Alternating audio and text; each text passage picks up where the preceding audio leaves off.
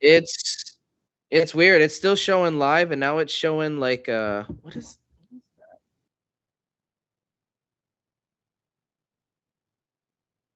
Oh, it's showing a bunch of tabs. Oh, there you go. It's moving now. Okay.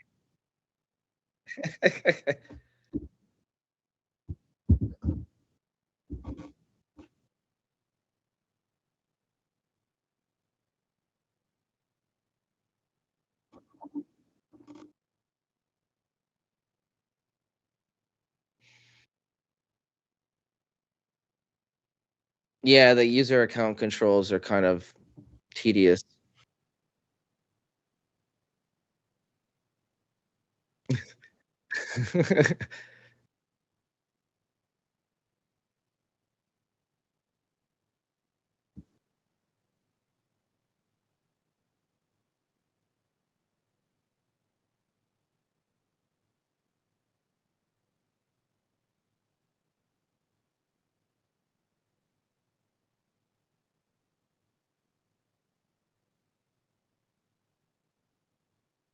Yeah, so I see both of us on my YouTube.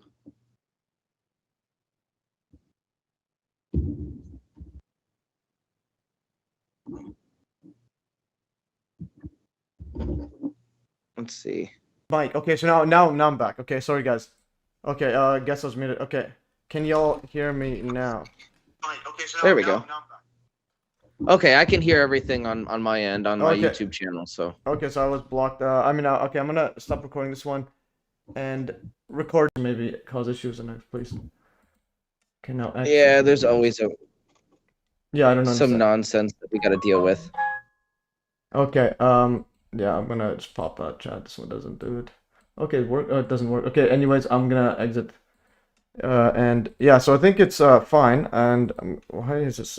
Sorry about this. I'm gonna just make this above me. Okay, Rotary Matrix says it's good now, and I'm gonna go all the way to the end there. Just want to just check how I sound and so on. Okay, so I think everything's fine. Okay, there it is. Yeah, everything's fine. Okay, let's see. Oh, it doesn't work. Okay, anyways, I'm gonna exit. And yeah, so I think it's fine. All right, there it is. Okay, everything's fine. And yeah. All right, guys. Yeah, so we are live again, and so there is independent researcher. It says your name, Ben E. Factor. All right, so that's epic stuff there. Okay, I'm getting a whole bunch of upvotes on my. All right, so here's the links to the notes. I put all your notes in here, and so what's cool is you know, on Google Gemini. So I have the workspace thing. I just asked it make me a thumbnail, and it made a. Oh, I made it one for the other ones. But this one I used yours, but when I made it for those other articles. Okay, but anyways, I'll just read the stuff. Enough talking about stuff. So anyways, guys, so we are going live. So MES Livestream 133, Beneficence TV. So Ben E. Factor. I think that may or may not be his real name. You have to decide on yourself. Yeah, he discusses his. 1 second. This thing I gotta upload 3. Okay. Yeah, he discusses his recent breakthrough energy research. Yeah, so Ben Factor from Beneficence TV joins the show again to discuss the latest in his ongoing research on energy recycling and wireless radiant energy. And again, you're on the Hive blockchain. Great to have you on there. And I actually got someone else today on it. So this was pretty interesting. The capitalism spreads free energy one. That is pretty. Yeah, we blew up on a couple of videos on the blockchain. Yeah, so that's $3. So again, that's like think about that. Like YouTube, it pays peanuts or zero. Almost most people get zero. Right. Yeah, But so, more importantly, the information is getting out and the algorithm likes it. You know, like it's not like YouTube where, you know, just sharing reactionary shit. Like if the audience likes that stuff, it will get out. And that's what I like about the blockchain. yeah, We have better chance of getting the information out there. And yeah, no, like you're right. yeah, Like there was like $3 on one video in like one day or a half a day it took. yeah. And I ran the numbers in AI and it's like that's It's really impossible. good. Yeah, Yeah. and the other thing is it's all blockchain based. So it's like because you know me and I have a big stake in Hive and a lot of people know me. If I share your thing or post, it's automatically the credibility of you just by because Goes I up, share yeah. because you know everyone's credibility for history. Twitter and so on, Right. you don't really know. You just know, No, yeah, that's true. yeah, That's true. And the blockchain, I'm able to share the information in text format and more easy and video and spread the anything, yeah. information. Yeah. And So I don't yeah, know. It's yeah. a better platform. I think Well, I need yeah. to And the thing is, start using it a little bit I'm not more. sure if you have you claimed your reward. You should have. It's right now. It's Yes. $2.75. Okay, when was the last Yeah, time you yeah, I claimed? claimed everything. I made sure that I No, well, read up you on that, claimed but no, I do have a couple of questions. no, but you claimed 22 days ago. Basically, every 7 days, the post gets paid. Like the new post gets paid. So So that was one of my questions is like, am I going to have to claim that like periodically, or I was under the impression it gets 7 days and that's it no, no, on the for specific post, yeah, yeah. monetization. But you haven't posted, yeah, yeah, yeah. No, it's 7 days after the post, so you'll still have more to claim, because these ones Oh, were okay. So posted. as long as I'm not posting, I don't have anything to claim. No, yeah, but you posted this one 22 days ago, and the claim was 22 days ago. So you could this current one, this one, and this one. Anyways, we Oh, can there we just go. yeah. Okay, I can share. Do you want me to share my screen, or do you want to just watch the video on the YouTube? No, you froze for a minute. Okay, okay. Just because like, No, no, I don't want to. are you able to You see said my what? screen or not? Like, I'm just wondering what you're seeing. Yeah, no, your image and sound froze for a minute though. Yeah, I know, but just are you able to see my screen before we continue further, Yeah, or do you? Yeah, okay. So you're just watching on the YouTube and slightly delayed. It's like 5 seconds delay. yeah. Okay, no worries. All right. So, anyways, yeah. So we'll just go straight into this, and yeah. It says people says froze brain accelerator froze for them too. Okay, that's interesting. Yeah, so I just want to make some random notes here. So I got this Chris Shack guy on the Hive blockchain. He's did a lot of occult mumbo jumbo stuff, and this other one. I want to ask you: have you heard about the Tesla Violet Ray machine? No, I haven't. Okay, so this was The violet ray or violent no, ray? no, Violet Ray. It apparently uses Violet ray. on the purple Mhm. bluish spectrum, where it's I think it's I've like heard of the Tesla death ray.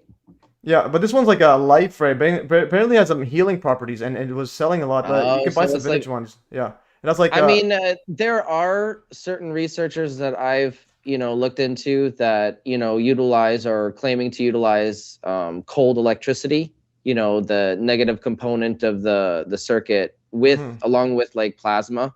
yeah. So yeah, for that purpose, I don't know. It's interesting. I'd like to explore it in the future. I just know we can't really talk about it online. I don't think, YouTube's very sensitive to that kind of stuff.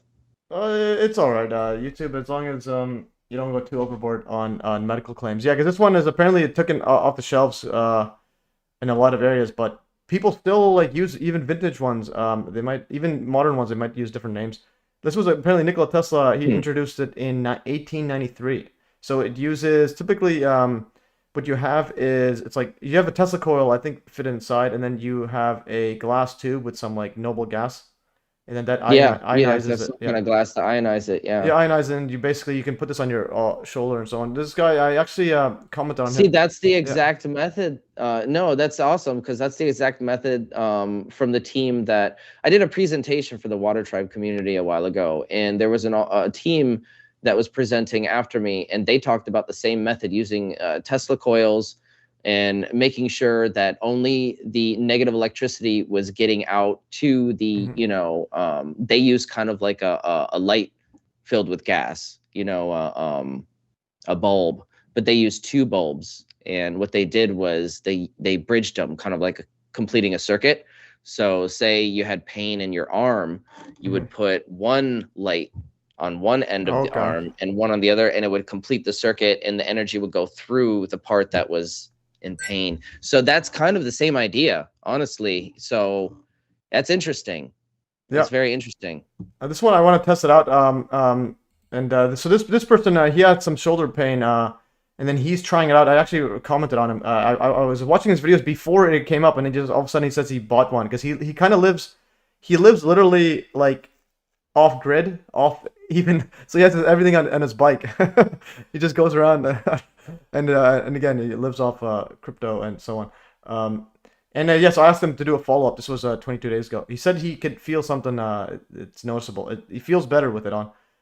So We'll see how that is. Interesting. Yeah. Yeah, I'm willing to test it out. Oh yeah, I I'm want to willing get. to try it. I'll build Yeah. something. I was already going to go exploring that way just because I have inflammation in my fingers, for playing instruments so long, I assume, Mm-hmm. and working with my hands. So Yeah. yeah, I'd like to explore that. That would be very helpful if I can get the inflammation down in my hands. Yeah, for sure. And then lastly, before we get into the other one, is another random notes here. So the primer fields, like David Lapointe. I think you've covered him before. You know David Lapointe, the primer fields guy. Have you ever seen his? No, Oh, I don't really? think I've, Okay. Because you not may that I recall. you may have come Maybe I don't remember. yeah, may have come across that knowing it was David Lapointe. Because I think Ken Wheeler Yeah. has like whenever if you watch Ken Wheeler stuff, like recommended stuff's typically David Lapointe. He's pretty good but he designed something, but he open sourced it so you can actually make it yourself. Mm, But if you want to buy from him, it's pretty expensive though. He has like these bowl-shaped magnetic arrays. It just permanent magnets, and it apparently has healing properties as well. And but it's interesting. pretty expensive. Okay, one of them is $700. Okay, $700. Oh, that's a 3-pack. Okay, that's pretty cheap actually. I Relative mean, to what it used if to it be. works, it works. Yeah, I just, like I'd like to have yeah. something that's not a scam Yeah. if it's that expensive. But he open sources, so you can actually go 3D print and just get the magnets yourself. But I actually think there's something to this one because I contacted him. I wanted to see if I See, can get an that's what affiliate gives me a plug. little Yeah, bit, yeah, that gives me a little bit more ease knowing that he open yeah, sourced it and you can actually look at how it works. Because then I can break it down and say, oh, it's yeah, using only the negative components and yeah. it's safe. Because what the science team that I was watching a presentation at the Water Tribe community, they warned everybody not to get any hot energy. So Okay. your standard positive energy that you use out the wall and stuff like that, like Yeah, you only want the reactive component from your coil and nothing else, because it can be dangerous, they said. yeah, for So I sure. don't know anything about it, but like that's just, I guess, a caveat there. Yeah, but this is something I do wanna like. I want to get a bunch of these. If someone has a 3D printer and wants to make it for me, because what's cool about this, So yeah. it's probably putting out just the negative component in some way. Yeah, I guarantee it. yeah, because he actually goes. He has a he makes some similar ones where he can actually contain a plasma using these bullshit magnetic fields. So you could definitely check out his primer Yeah. fields, and then and then basically you can contain a plasma within there, and I'm it's not really sure how it works, but I know yeah. that you have to have plasma in order for it to work.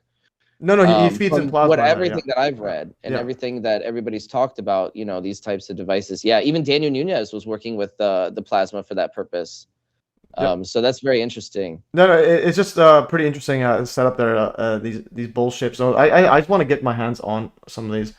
But yeah, he's and he goes through a lot of like his theory on the magnetic field based on when you check the poles and so on. But nonetheless, I just want to try this because I'm pretty good at promoting things if things work. But yeah, so we'll get on that. Yeah, definitely. I mean, and if he's got the schematics, maybe it's something I can whip up in the lab here. Who knows? Yeah. So he used to have it patent like trademark, and then but then he released it I think last year. Basically saying I think it's open source. I think it is. Yeah. Okay. So 2019 they made it open source. That's interesting. All right. So in 2019 they made it a completely open source and so on. Okay. No. Actually, no. That was I think no. It was open source, and then he said people were making them not the standards.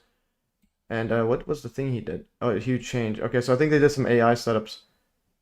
Oh, so people were trying to rebuild it with his schematics, but not building it to spec exactly like he told everybody to. Like, that's a Yeah. problem with the Bedini motor. Like, people want to do their own modification or have their own idea and like, oh, just put this instead, and then it doesn't work.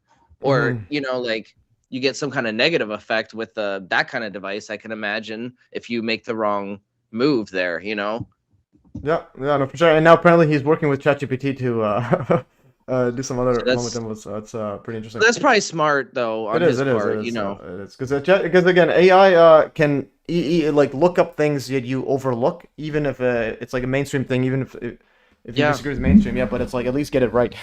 Because a lot of people they try to go against the mainstream, but they don't even know what the mainstream is actually saying.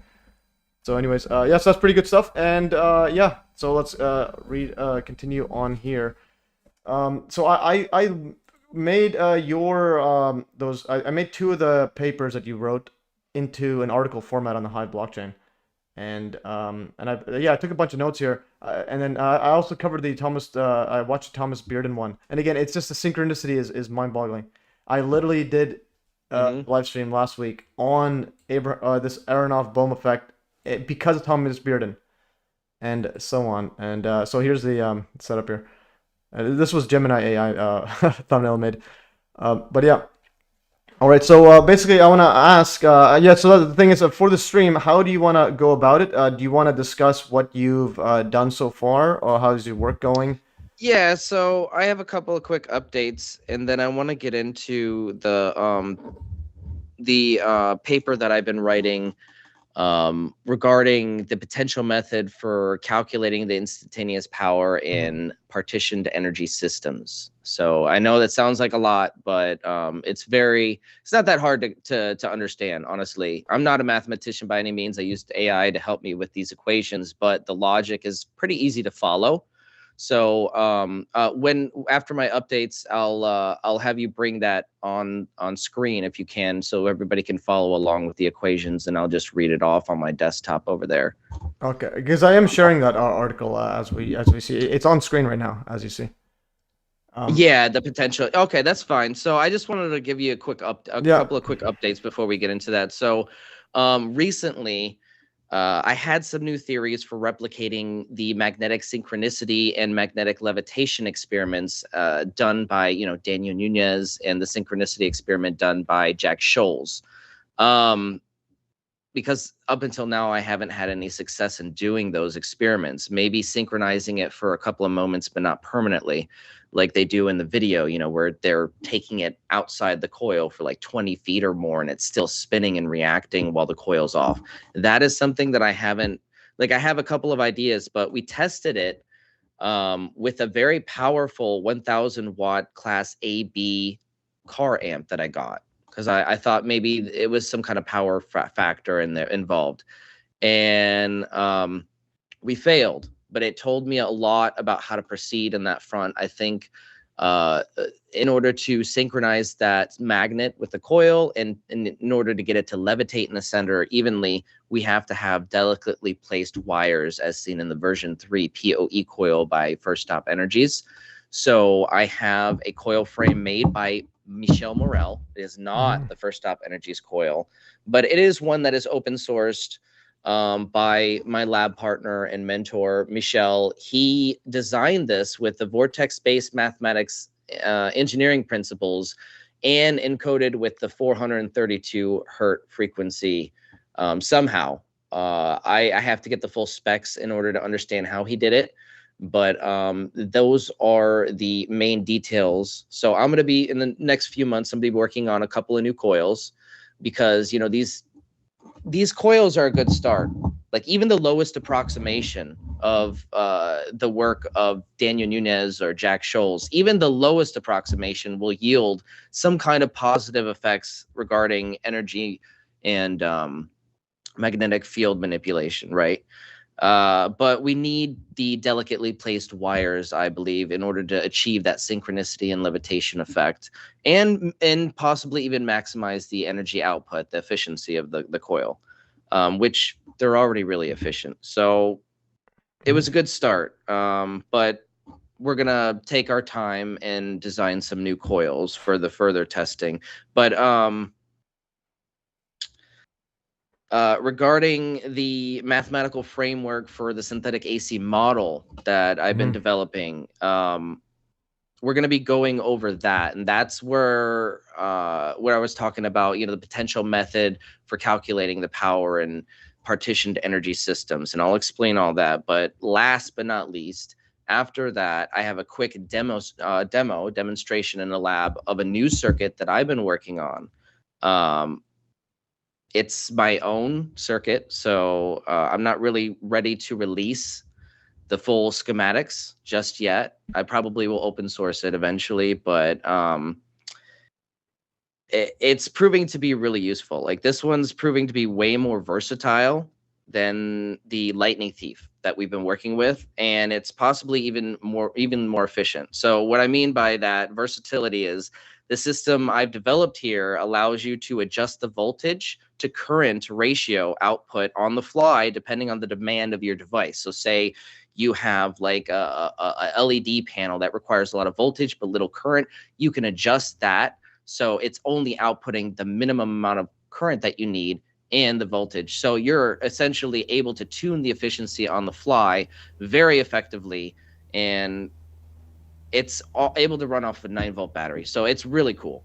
I call it the impulse driver or the impulse resonator. It's just a working title. I'm not really sure what to officially call it yet, but it's able to resonate the coil at a lot of different frequencies, or at least utilize it. But the maximum resonance range you'll see as outputted as maximum voltage peak on your multimeter. So there are certain ranges that will peak, and then kind of you turn up the frequency and it'll kind of degrade a little bit, and then you'll get to the second harmonic of that and it'll peak again. And then as you get to that third harmonic, as you increase in frequency, you can lower the current while increasing. Well, obviously the current's going to lower the current demand, so you're effectively able to tune the device to what you need it for, and basically on the fly gauge the maximum efficiency of the system, which is really cool. And what it also allowed me to do was determine what was wrong with my Mark I coil, because I was having some inconsistencies regarding measuring, the resistance of it. You want to check the ohms, make sure the ohms are pretty close for each channel of the coil and all that. And if you're getting inconsistent results like I was, this thing, it turns out, because the coil fell at some point and smashed against the leads that I have, and they're not soldered, they're just twisted, and I have them taped up and separated, but one of them might have shorted, and that's what I'm thinking.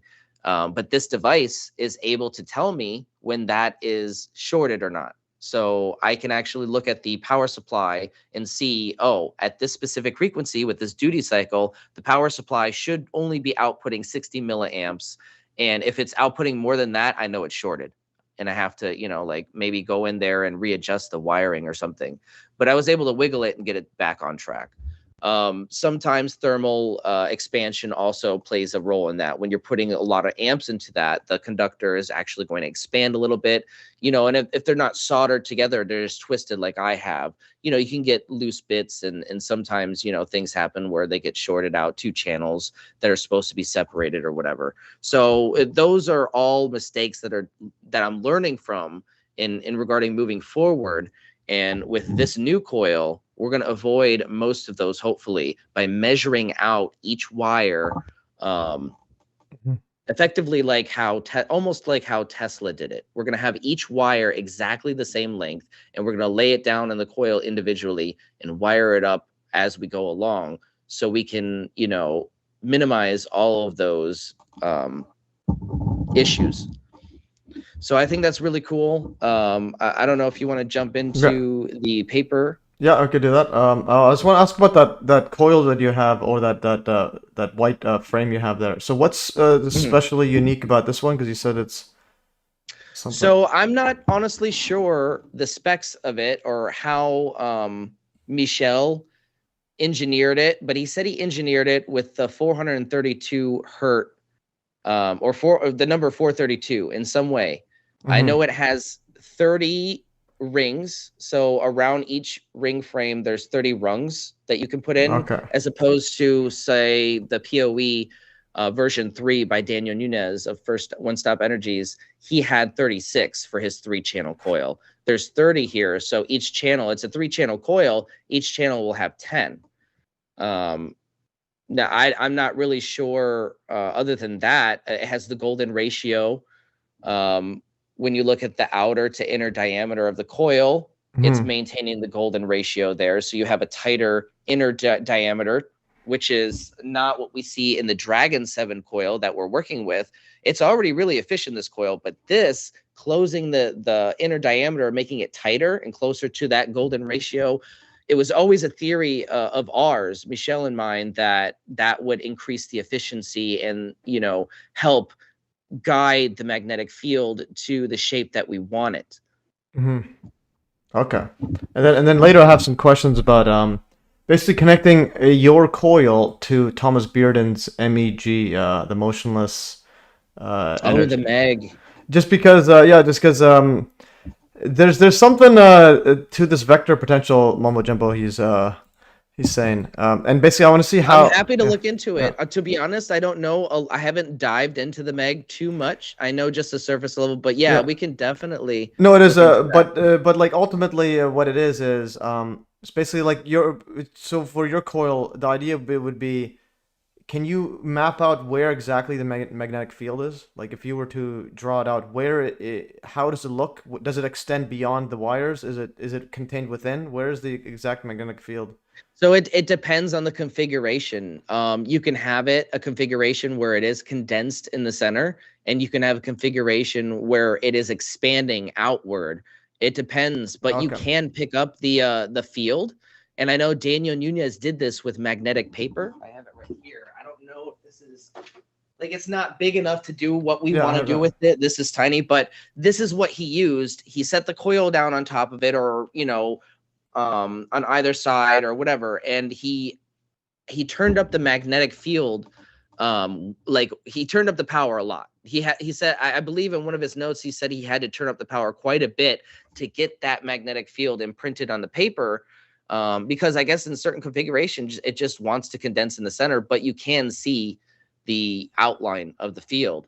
So Yeah, I have those pictures too. I'll send them to okay. you if you Yeah, want. for sure. And also the other part is like because you have a magnetic probe, right? Basically, try to it's like the key. Yes. Yeah, the key part about what Bearden is talking about is you try to find when the magnetic field is zero. So basically, whenever the magnetic field is zero, that's the So key part. that's the weird thing about this though. This thing could be spinning a magnet, and then I'll take the magnet out, and at certain frequencies and configurations, you'll put the probe in, and it won't pick up any field. And it's so weird. I don't know if this is just not sensitive enough. Maybe I need a more sensitive pole detector. But I do have a digital pole detector, and I just can't pick it up sometimes. And I'm wondering if it's there. It's just too sensitive for this thing to pick up, but I don't know.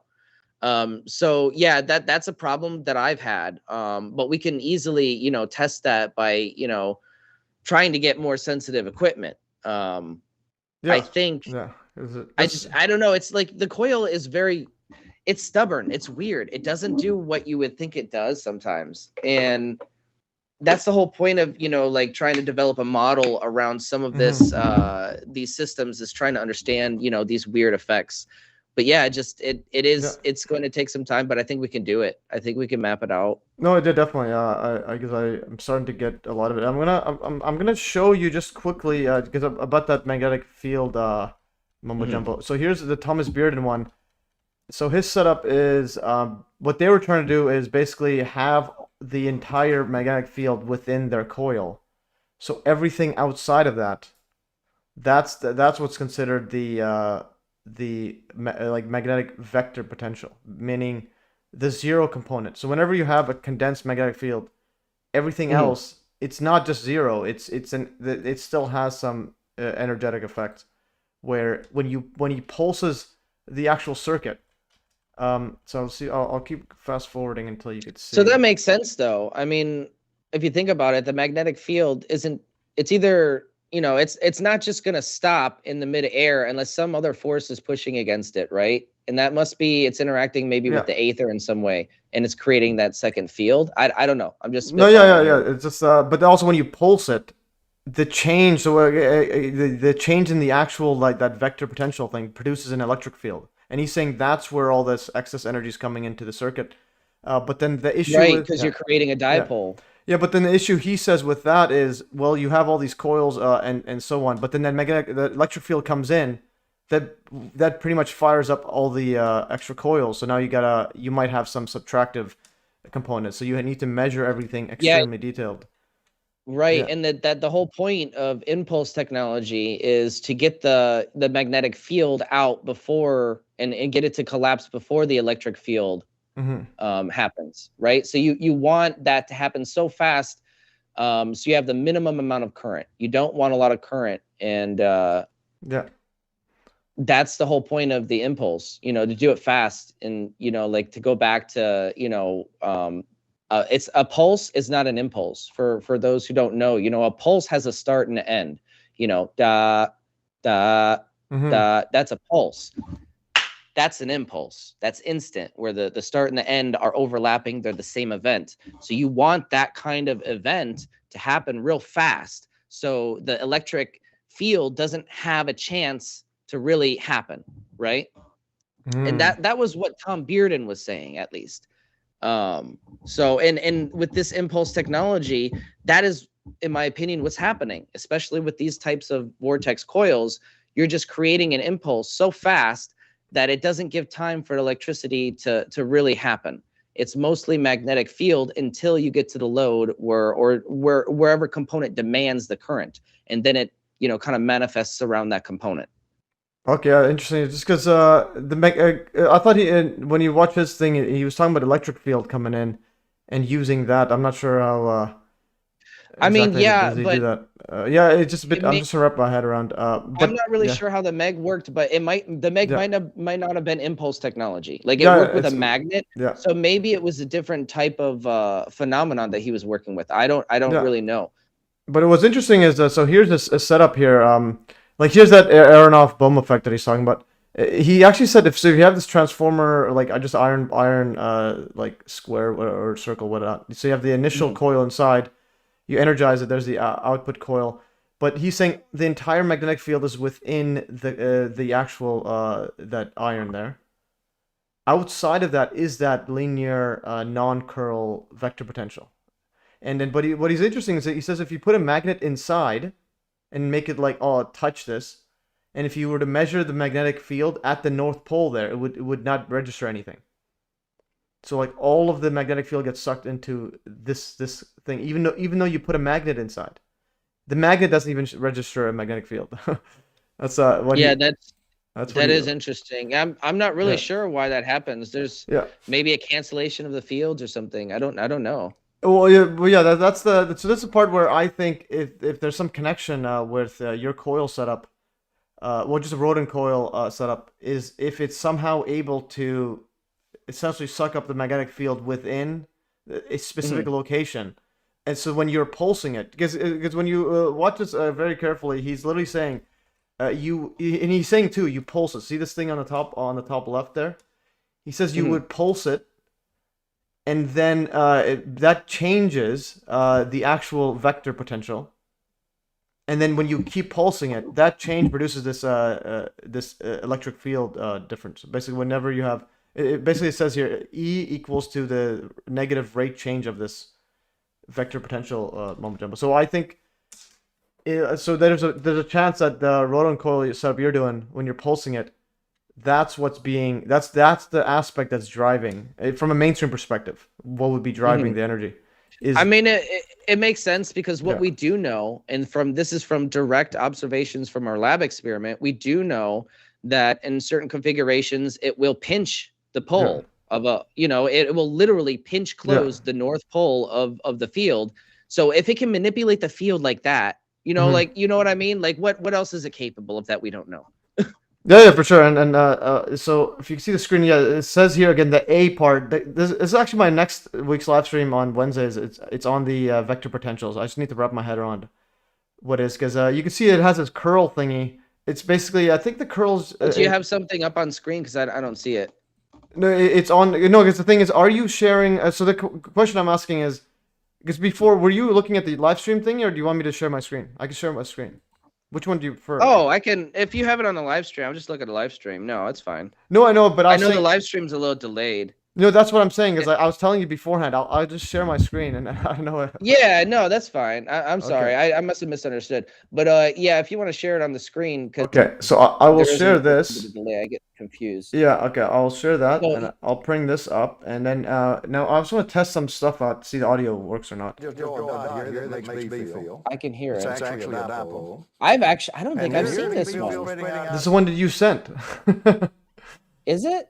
No, I don't remember this. This is the MEG. How MEG? Yeah, I didn't watch the full video. Let me see that because I didn't watch the end. I just saw, well, the end he's talking a lot about Where's at the beginning? this is the beginning. The end he talks a lot about the logistics, and he said that he couldn't get any university to agree to a non-circumvention agreement where they can't take over like the patent using their own patents and so on. Except then he found a Okay, foreign no, one. no, it's you know what it is? It's a lot of times I'll put it on and I'll listen to him, and I'm not familiar. Like I didn't see him drawing this, and I was just listen. You know, like Yeah, I'll because go I around saw the this. lab and I'll listen to. So I saw this just before the stream because I was So making some notes. So I saw this picture. I'm like, I've never seen this drawing. It's because I was listening to this. yeah. Okay, yeah. So you definitely gotta watch this one. So I saw it in double speed just before just. No, no, Before this. play it, yeah, because I want to see it again. Yeah. So notice what he's talking about. So the key aspect, even though he doesn't quite explain what magnetic vector potential is, but that is what everything is. Like if you go to Wikipedia, Aronoff, it's like once you think you know about magnetic fields, then all of a sudden there's a random A field. Like so the Aronoff-Bohm effect. Yeah, read that real quick because I'm not familiar with that. I hear him talk about it all the time, but I haven't really looked into it. No, so it's a real effect. Again, he wrote a paper saying that the Russians or Soviets were able to like literally do cold explosions at a distance, and create like nuclear type explosions without the ionizing radiation. So you can actually do ridiculous things, and you could extract energy out. So you can make a cold explosion where instead of like let's say you're blowing stuff up, all energy goes out. It's the energy gets sucked in. Yeah, things get colder. Yeah, it's an endothermic reaction. Yes, endo. So it's taken in. So it says right here, it's Aronoff-Bohm effect, sometimes called the whatever effect, is a quantum mechanical phenomenon in which an electrically charged particle is affected by electromagnetic potential, despite being confined to a region in which the magnetic field and electric field are zero. And basically, it's saying that the wave function of a particle, blah blah blah. But essentially, what you have is this. I mean, if it's saying that effect is happening while the magnetic and electric field are at zero, maybe that's how magnetic synchronicity works in the Rodin coil. I don't know. That's what you turn off the I'm coil. assuming it's the same. It's the same class of stuff happening because if you see, here's an image right here. Yeah. So what you have here is the magnetic field pointing at me or into the page, and that's because you have like a super. What they usually have is they have like a whisker, like a super thin like steel or just a super thin iron or whatever conductor, and they would have a magnetic field through it, right? But the entire magnetic field is contained within, and then everything outside of that is basically zero, but it still has this A potential. And if you were to send 2 electrons on top and bottom, exactly in phase, but on the outside, and if they enter here, there's a slight there's gonna be a slight interference change. So the actual wave phase gets shifted, whether you're up or bottom. So I made a open up my Telegram just to see you, and that's interesting because my theory has been in order to do that synchronicity effect, we do have to phase change. We have to dual input the tone, and then we have to phase change it either 180 degrees or maybe 90 degrees. Yeah, so I actually covered his 1984 report on this, but I wanted to get over Aronoff-Bohm effect. So here's in Veritasium, you know the Veritasium, the big YouTube channel? They did one on this as well. So basically, when you have a charged particle going in, so again, this red thing is the zero electric and zero magnetic field. So whenever you have a super, everything's condensed into there. Outside of it, it can change, it can alter. See, this is the phase. When you have it off, the current off, and on, it slightly gets shifted. See the before and after.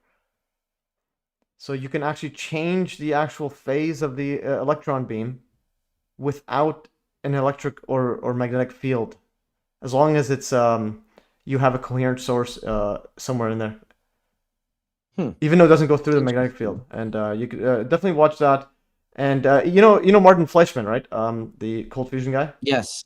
He actually even said, if we could actually play this, he said that the Aronoff-Bohm effect involves a change. Yeah, he basically says the importance of the Aronoff-Bohm effect, and he says that people haven't really studied it that much. I'm going to play this, there's a clip from way back.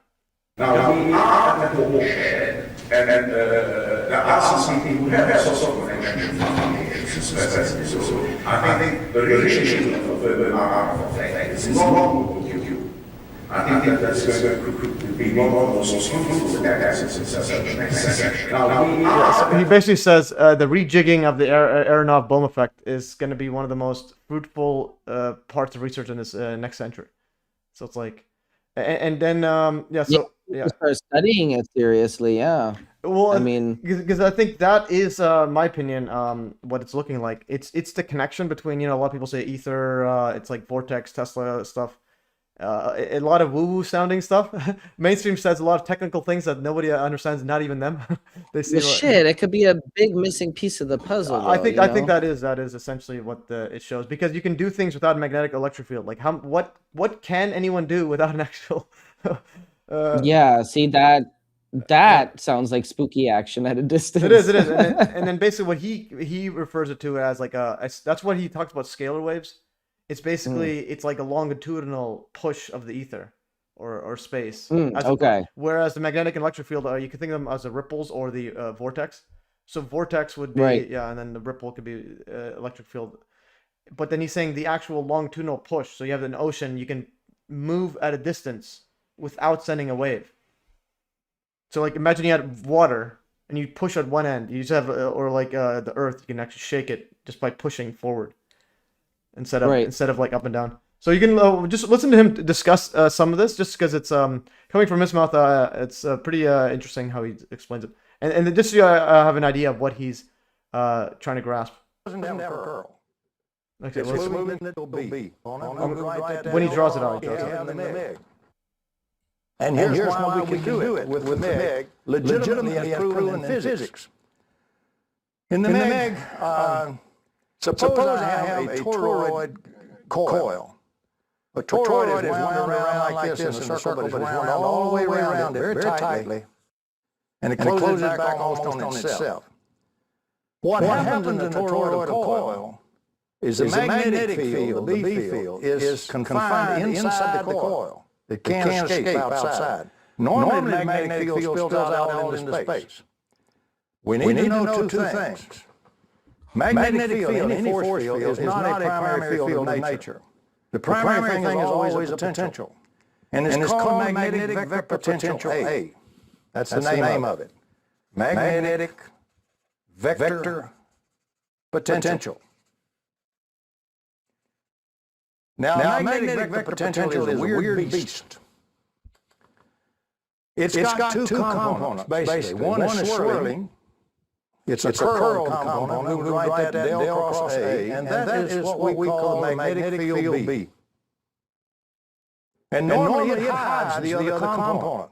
It covers it where we don't see the other component. The other component is one that doesn't have a curl. Doesn't have a curl. It's moving straight.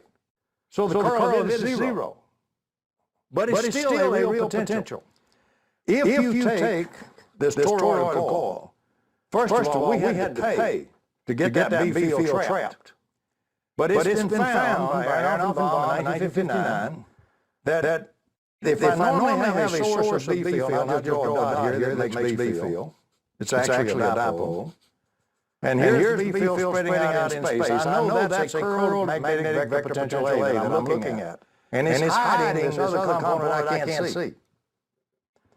It turns out if you take all that B field, all that curl component, and pull it back in and hold it in a little area, a localized area, so that it doesn't spill out into space, you reveal outside that hidden component. That's probably what the rodent coil does. That's what I'm thinking. And then when he watched the thing, he talked about pulsing it too.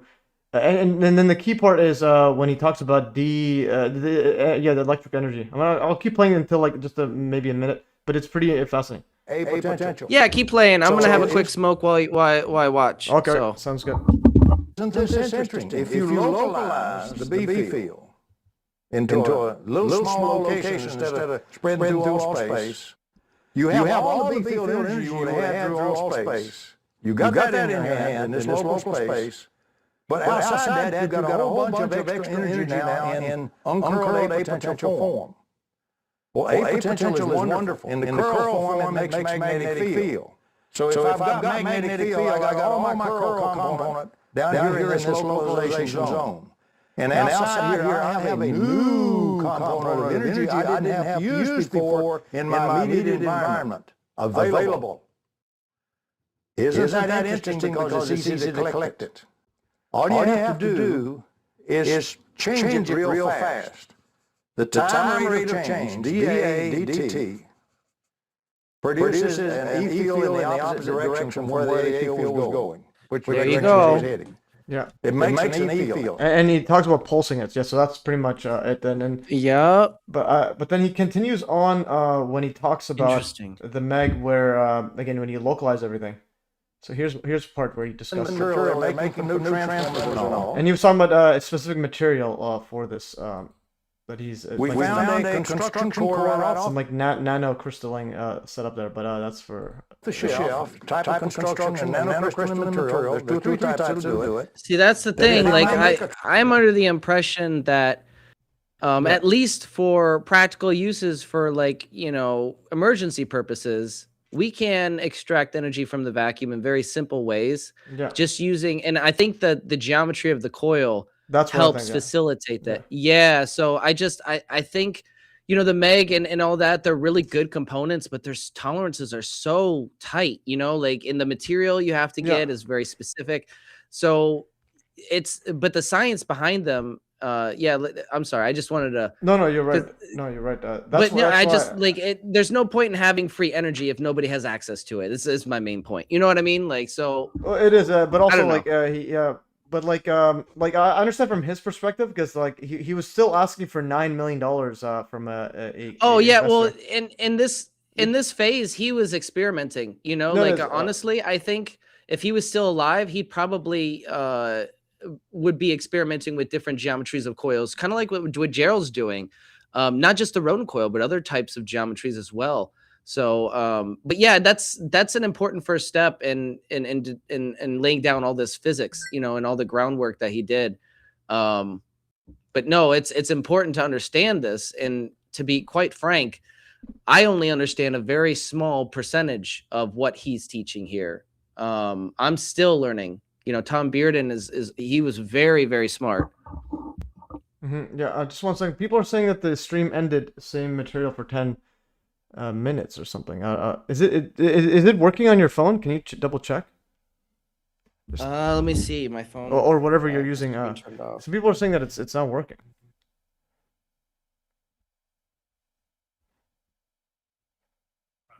People are saying that it's not working. Oh no, it is working. On my end for YouTube at least. No, just someone said that. No, he just rewinded. Okay, so he's back. Okay, so anyways, So okay. Yeah, going back into this part here. Okay, again, the fact that so Thomas Bearden, I understand his perspective in that again, even 9 million, it seems a lot, right? But compared to the billions that Hot Fusion and all that get, it's like that's pretty cheap. But I definitely agree with you on. I think there's even cheaper ways. Like again, that's where the rodent coil, where you use geometry of the inwards vortex as opposed to a standard coil. So I think, it's like a self oscillator. You know, like it's a regulator. If anything, it's easily able to achieve resonance. You know, like, and the thing is, you know, like this type of technology, like, with a low budget, might not be able to power a neighborhood, right? You might not be able to power your house, but you can definitely power your lights, charge your phone, stuff like that in an emergency. And it's easy to build, and it's cheap. So like if I sell it on my website, it's not going to be breaking the bank or anything. It's going to be really budget friendly. So like that's the whole idea, is to have easy access to some of this. That's not going to really disrupt the market either, because you don't want to ruffle feathers with the energy market. No, I agree, and so my view is to have it where you can actually replace some things and just use it, and then that allows anyone to go build upon it. And if somebody does have $1 million, well, there's a working product. You could just go and and make it 10 times bigger and better. Yeah. So. Exactly, and you know, like, we don't know, there could be civil war and the grid could go down. That's what, like I'm trying to work towards an easy solution so people have something in case that happens, so they can, charge their devices or have some basic lighting and heating, some kind of, like basic necessities if the grid goes down, because like our energy situation is not ideal. It's actually, we're in an energy crisis right now. So that's why I'm trying to rush to get this all out here, to get these solutions. Yeah, and the thing that's worse than the grid going down is things gradually getting more expensive. I'd be like, oh my goodness. Yeah, they're getting more like expensive. oil. I mean, but if you like could oil save on skyrocket. energy though. Yeah, no, that's what I'm trying to say. That's why I'm saying like a lot of people scared of the grid. But that's like worst case. But like the current situation where like oil just doubles in price because of the Iran war, for example, like that's right, not helping. And then here they're adding a whole bunch of taxes to energy use and so on. So it's again, there's the government way, just tax and make you have to work harder to get less. All right, but I want to continue playing this part just because you mentioned the pulsing part, because and the reason I'm bringing it up because I think what you're doing is basically replicating the Meg using geometry alone, as opposed to it could be you might be right on that. I don't know. Let's watch and see what he says, because I'm always rewatching these and trying to make connections like that. So definitely. I'll play this right here. Transformer core, the material. There's two types that'll do it. That if I make a transformer core material here, I'll draw a simple one. This is just a diagram. It's not exactly the way we structure it. Any source of magnetic field, for example, if I have an input coil here, like this, and I'm paying for the input, all the magnetic field from this core, all of it, is trapped in this core. It doesn't get out. There's no spillage out there into space. Interesting. How can I prove that? I put a permanent magnet very tightly across here. North pole here, south pole here. Got to have real good contact, no air gaps. Of this magnet, a very powerful little magnet. It's right across the transformer core material. And then I take an instrument with a field probe to measure magnetic field B, and I put it right on, let's say, that North Pole. My instrument measures no magnetic field, or almost zero. It's impossible to get total contact. You only have the tiny air gap, so you measure a tiny field. But essentially a zero magnetic field right on the surface of the magnet. Now that proves that all the magnetic field that normally spilled out of this magnet everywhere has got sucked into this core and is sitting there. When you localize the B field and expose around it that usually hidden, uncurled A potential, that's called the Aronoff bomb effect. Aronoff was a student of bomb. Aronoff. Bomb was David Bomb, of course, as everybody's aware. And in 1959, they published a very formidable and fundamental paper in the Physical Review series pointing out this effect. When you localize this magnetic field in space outside this core, not in the core, outside the core, there appears this A potential. But it's the uncurled variety now. It's extra. I didn't pay for it. If you want to put it in proper gauge language, the Aronoff bomb effect gauge transforms the space outside the localization area, which means you see additional energy available there in space itself. That's rigorously proven in literature. Don't have to reprove 25,000 papers in literature. But it's not electrical engineering, but it's in physics. Yeah. The difference. I'm gonna go right here, and then where he basically talks about pulsing it. I put in, clever devil that we are, we put in pulses. Sharp rise time and sharp decay time.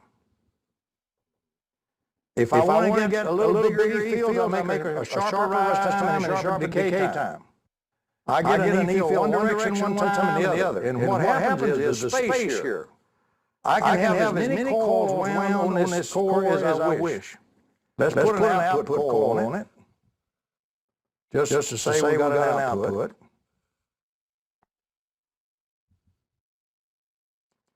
And it looks like I got my drawing a little bit reversed. That's okay. There's an output. Over here, I got a big load. Yeah, and he also discusses that the input, you can have it like 300 to 500 COP, like the coefficient above whatever potential, or yes. So, yeah. I mean, yeah. if you want my opinion, I think just because we can't gauge the efficiency of these types of systems accurately with our standard methods, and we can go into this in my paper in a minute, but I think that some of these systems might be getting, you know, a little bit over unity, but we just can't see it or measure it. But to get something like a self-sustaining system where it has enough energy to, you know, cycle back and feed itself and sustain itself, that is a tolerance that the MEG crossed, right? That's the territory that not a lot of people or experimenters get into, but that's kind of like what we're trying to do with the Wattman reduction. You know, we're looking for that potential in a system in order to prove it, at least, you know, because Tom Bearden talked a lot about it. And I don't know, there might be some demonstrations of the MEG, but since the tolerances are so high and it's so hard to build, it's not easy to replicate, you know, whereas this experiment, I can show you how to build it. It's not that hard. And you can see the effects, you know, like if you don't believe them on the video, you can build it yourself type of thing. You know what I mean? So it's not out of reach. Just 1 second. Somebody said that there was an echo in that video. I just wanted to see if I could fix it quickly. No, but no, okay. I agree with you on this. And we'll get to your paper on how to measure this stuff, because you had some very interesting points. Audio input. This is like ever since this is the only downside about the Macs is just like the things aren't designed for it. Teams. Yeah, it's okay. I mean, I use StreamYards, and sometimes that fucks up too. Yeah. Okay. Teams audio. Enable down mixing. I don't even know what that means. Okay. Check out. I'm gonna check this out. Does this work? Power like easy curve, whatever. Okay. So I don't just grab it off the shelf. They hear an echo, no, not you. Like, so what it was? Okay, now I think I fixed it now. What it was doing before was recording Teams, like coming to you and my desktop, and then so people would hear an echo. So I think it works now. So I know what to do now. So I'm gonna have to Teams deactivate all this stuff. Okay, where's the other one? Okay, this is Teams. I'll have to say you have a hell of an audience. They're really on top of it. Like, you know, letting us know if the stream goes down and all that, and if there's any problems. You know, that's really helpful too on our end, because some people, you know, don't say anything and we don't know. Yeah, I tell people, let me know. This is messed up. Let me know. Oh, 1 second. No, I'll be. You want to go for a walk? No, 1 second.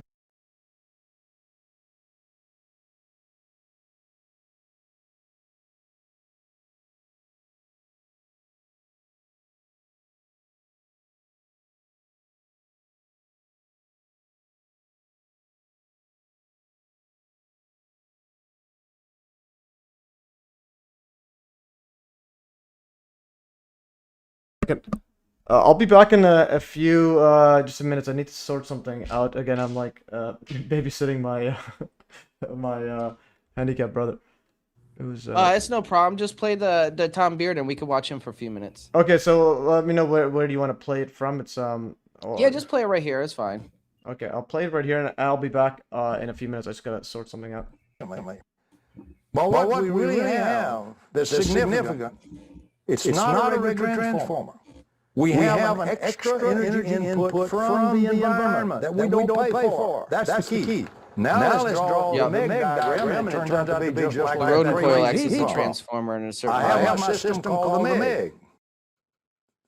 I'm going to do the open loop. I'm putting in the operator input. I'm paying for that. Paying the power cut. Or paying for a battery or something.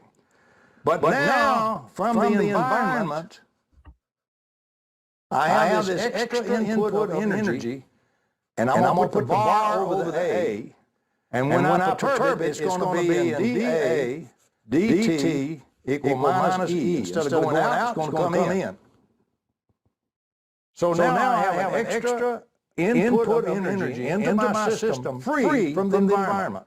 Just for putting in the input I'm putting in. The other part comes along for free. I get that as an extra added attraction. I'm back. Can you hear me? All right, I'm back. And Yes. all right, yeah. So we can keep playing out, but we can continue on to the next setup. I think we pretty much understand this part. So I put links to my. So again, it's just to me, it was just mind-boggling how I covered the Thomas Bearden and Aronoff effect last week, and I didn't even know it was gonna happen this stream. So you can see my stream earlier, and I put a description. With the help of AI, just get it exactly as properly worded. So this is, yeah. So basically, this was my stream last week. So the Aronoff-Bohm effect is a quantum phenomenon in which a charged particle's wave function acquires a measurable phase shift when the particle travels through a region where the magnetic field is zero, but encloses a confined magnetic flux. In the standard magnetic version, two coherent charged particle beams pass along two different paths along the flux, and when they recombine, the resulting interference pattern is shifted by an amount determined by the enclosed magnetic field. And yeah, lastly, just to show you how like big this stuff is. So Thomas Bearden, so he has a patent from 2003, but he also has I think that these are some rare photos. So here's Thomas Bearden as a young apparently he's a musician as well. I'm not sure if you know about this about him.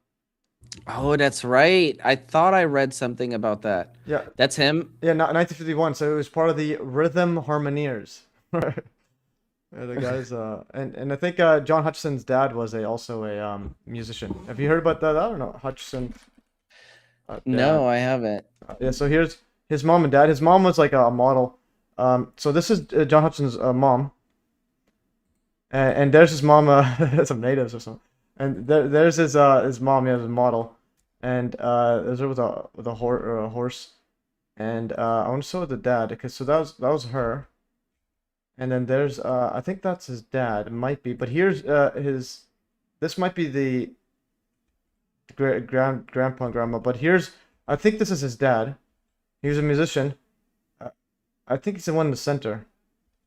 So Ken Hutchison and his orchestra. He had an orchestra, Trans-Canada Network, featuring that. And there's a photo. Yeah, so this one here. I think this is John. I think this is John or his father. I forgot which one is which. Might be his father. So that's his mother. And I think this is that might be his mother. I'm trying to figure out where he is. Yeah, so his parents. This is John's dad, I think. I'm pretty sure this is John's dad. You can see how he looks like. It's pretty fascinating. All right. Yeah. Yeah. So yeah, I'll go back to the Bearden quickly. Bearden. I'm not sure if have you seen this report or no? This Thomas Bearden report. So this is the 1984 the Bohm-Aronoff effect, scalar interferometry and Soviet weaponization by Thomas Bearden. And apparently he hung out with John Bedini. Did you know that or no? Tom Bearden, yeah, I knew that they collaborated to a certain extent. Yeah, because he wrote it. Again, this is approved for release 2003. This is CIA declassified report, and they're talking about next level stuff. And I actually made on Google Gemini when you upload the PDF, you can turn it to a podcast, and it explains it to you as a person back and forth talking like we are. But it's really that's cool. But it's so good that I didn't. If you didn't know about it, you wouldn't even know. Like I'll play some of it, but it explains things so well. You could actually have a listen to this. But anyways, it's from the paper. But here's the so this is an AI podcast. If nobody told you, you may not have realized it's an AI. But they explain it in ways that normal people can listen. So this is it talks about the Aronoff-Bohm effect here. We can either play this as 4 minutes, or you want to talk about the other potential your paper. Which one? But I do want to. I'll just play a minute, then we can stop if you want. in April 1984, Just listen to this. This is pretty ridiculous. commercial pilots flying off the coast of Japan saw something absolutely terrifying. Yeah, a massive mushroom cloud, right? Exactly, like 150 miles wide, shooting 60,000 feet into the air. It looked exactly like a nuclear detonation, but and this is the crazy part. There was no blinding flash, no heat. and absolutely zero radioactive fallout. Which makes literally no sense under conventional physics. Right. So today, for our exploration into the source material, we are diving into a 1984 report by T.E. Bearden. And he suggests this wasn't some weird volcano or a mystery bomb, but actually a demonstration of, well, phantom physics. Yeah, he's talking about weaponizing potentials, which sells like a sci-fi ghost story. But he roots this in a real quantum discovery, the Bohm-Maranoff effect. Which basically says space isn't empty, right? Like the old idea is that energy has to travel like a bullet from point A to point B. Exactly. But to really understand Bearden's report, you have to flip your perspective. Mainstream physics treats these potentials as just convenient math shortcuts to calculate force fields. I like to think of it like the ocean. Like classical physics only cares about the waves crashing on the surface, right? Those are the electric and magnetic fields we can actually measure. Right. But the Bohm-Maranoff effect implies the real power is the deep sea pressure itself. Even if the surface is totally still. So if the force field is zero, I mean, what exactly is moving the particles? Well, that is where his concept of scalar electromagnetics comes in. Instead of the typical wiggling waves we use for radio or light, these are longitudinal. They're non-Hertzian waves. Like sound waves, maybe. Just rhythmically compressing and stretching the actual vacuum of space. Yeah, exactly like that. Bearden actually calls it squeezing the massless charge of space-time. Okay, but let me push back for a second here. Because if this was discovered back in 1959, why isn't this just standard high school physics? Like, are we just looking at a mathematical quirk that Bearden is blowing out of proportion? Well, that is the multi-billion-dollar question. The report claims that if you accept potentials as the real engine, and force fields is just the exhaust, you could build something called a scalar interferometer. And that's a device that crosses two invisible stalar beams. Yes, you cross them at a distance to create this interference zone. So this guy's saying is an echo. Like I think I'm gonna reverse this one. Okay, I think I fixed it. Okay, well, this energy doesn't travel through the space between the transmitter and the target. It just emerges there. Right, because the energy is transformed into space-time stress and then just reappears at the destination. By slightly shifting the phase of those intersecting beams, you literally create a source or a sink in the vacuum. Oh, wow. So a sink would create what the report calls a cold explosion. Exactly. Yeah, that's the part. You suck the heat out of a region, forcing the... Yeah, so that's a cool thing. You can actually feed your paper in, and then it will make a podcast like this. local energy to rush inward and vanish. Okay. Yeah, this is using Google Gemini because I pay for the workspace for my email thingy. Like, so if I go to, for example, MES.fm/Hutchison, so it's in my I think I have, okay, so here, so I put all the Hutchison hard drive. Like they gave me John and Nancy Hutchison gave me their hard drive, and so I paid for 5 terabytes just to store like 3 terabytes of theirs on Google. I was using Dropbox, but then they stopped made all the links I showed like stop working because it was getting too much volume. Too many people were viewing it. So I'm gonna go right here, just show you reports, for example. So you can go reports, and then so like here's an analysis patent and so on. I made another one on here's scalar weapons called patent. It was a patent one, I think. CIA. Where's the where did I put it? Okay, but I have one here on a patent. This is another. This is the Lockheed Martin room temperature laser. This was based on Aronoff Bohm effect as well. So if you go to Lockheed Martin, if I go back here, just to show you that they're all dealing with this stuff. So if you go to Lockheed Martin, where's Lockheed quickly? Lockheed Martin.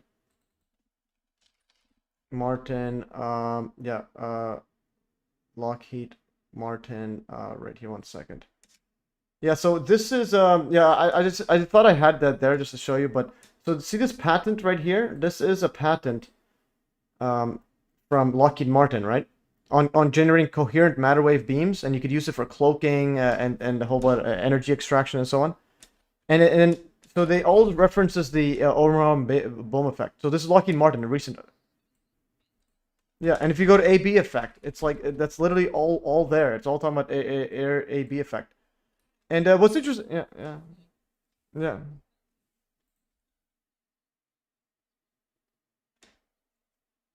Yeah.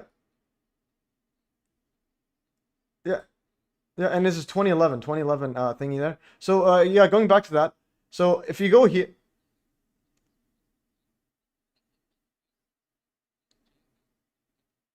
well, yeah, they're creating the energy crisis. All right. So here's you can feed the whole pattern in, right? And then you can get the and then it does an overview. Same thing. So, welcome to today's exploration into the source material. We have a pretty wild one today. Oh yeah, it is definitely out there. It's always the same. Always the same two voices by default. But if you go here, and then you can just go click. It should be a create a yeah. It's this thing here. See this thing? Create an audio overview. You just I just press a button, and all of a sudden does it. And but it explains it in a way that it helps a lot. Understand that. It's again fascinating. And I did with other setups too. Abraham sensor. I thought I had it in here. I'm just gonna throw that in there quickly. I'm gonna go to Bearden. Bearden report. Thomas Bearden. Cold explosion. Yeah, report show unfold. I'm gonna throw that in here just so we have that PDF. Okay, CIA. This is no, that is the PDF. Okay, that's the CIA one. So we have this one here. That's this one here. See this? And I just created an audio overview. That was the first time I did it, and I'm like absolutely fascinating how it can just do that. And again, I did it with here's Soviet AI generated, and it tells you all that. So in April. Yeah, but it just has a like it just makes it audio. I used Camtasia in my video editor to make the transcript and so on. So, but anyway, so you can check that out. I think I have I'll just send you the link right now. Go back to Telegram. Okay, I'm gonna go back to this Bearden. Yeah, so up to you if you want to listen to the rest of it. It's absolutely it's one of the most remarkable setup there. And if you actually look at what they're saying, like in the actual report, so again they're talking about cold explosions and so on, and instantly they can instantly freeze every NATO soldier in that area. But he's blaming what's it called, Soviet Union. Yeah, yeah, but the yeah. Mm-hmm.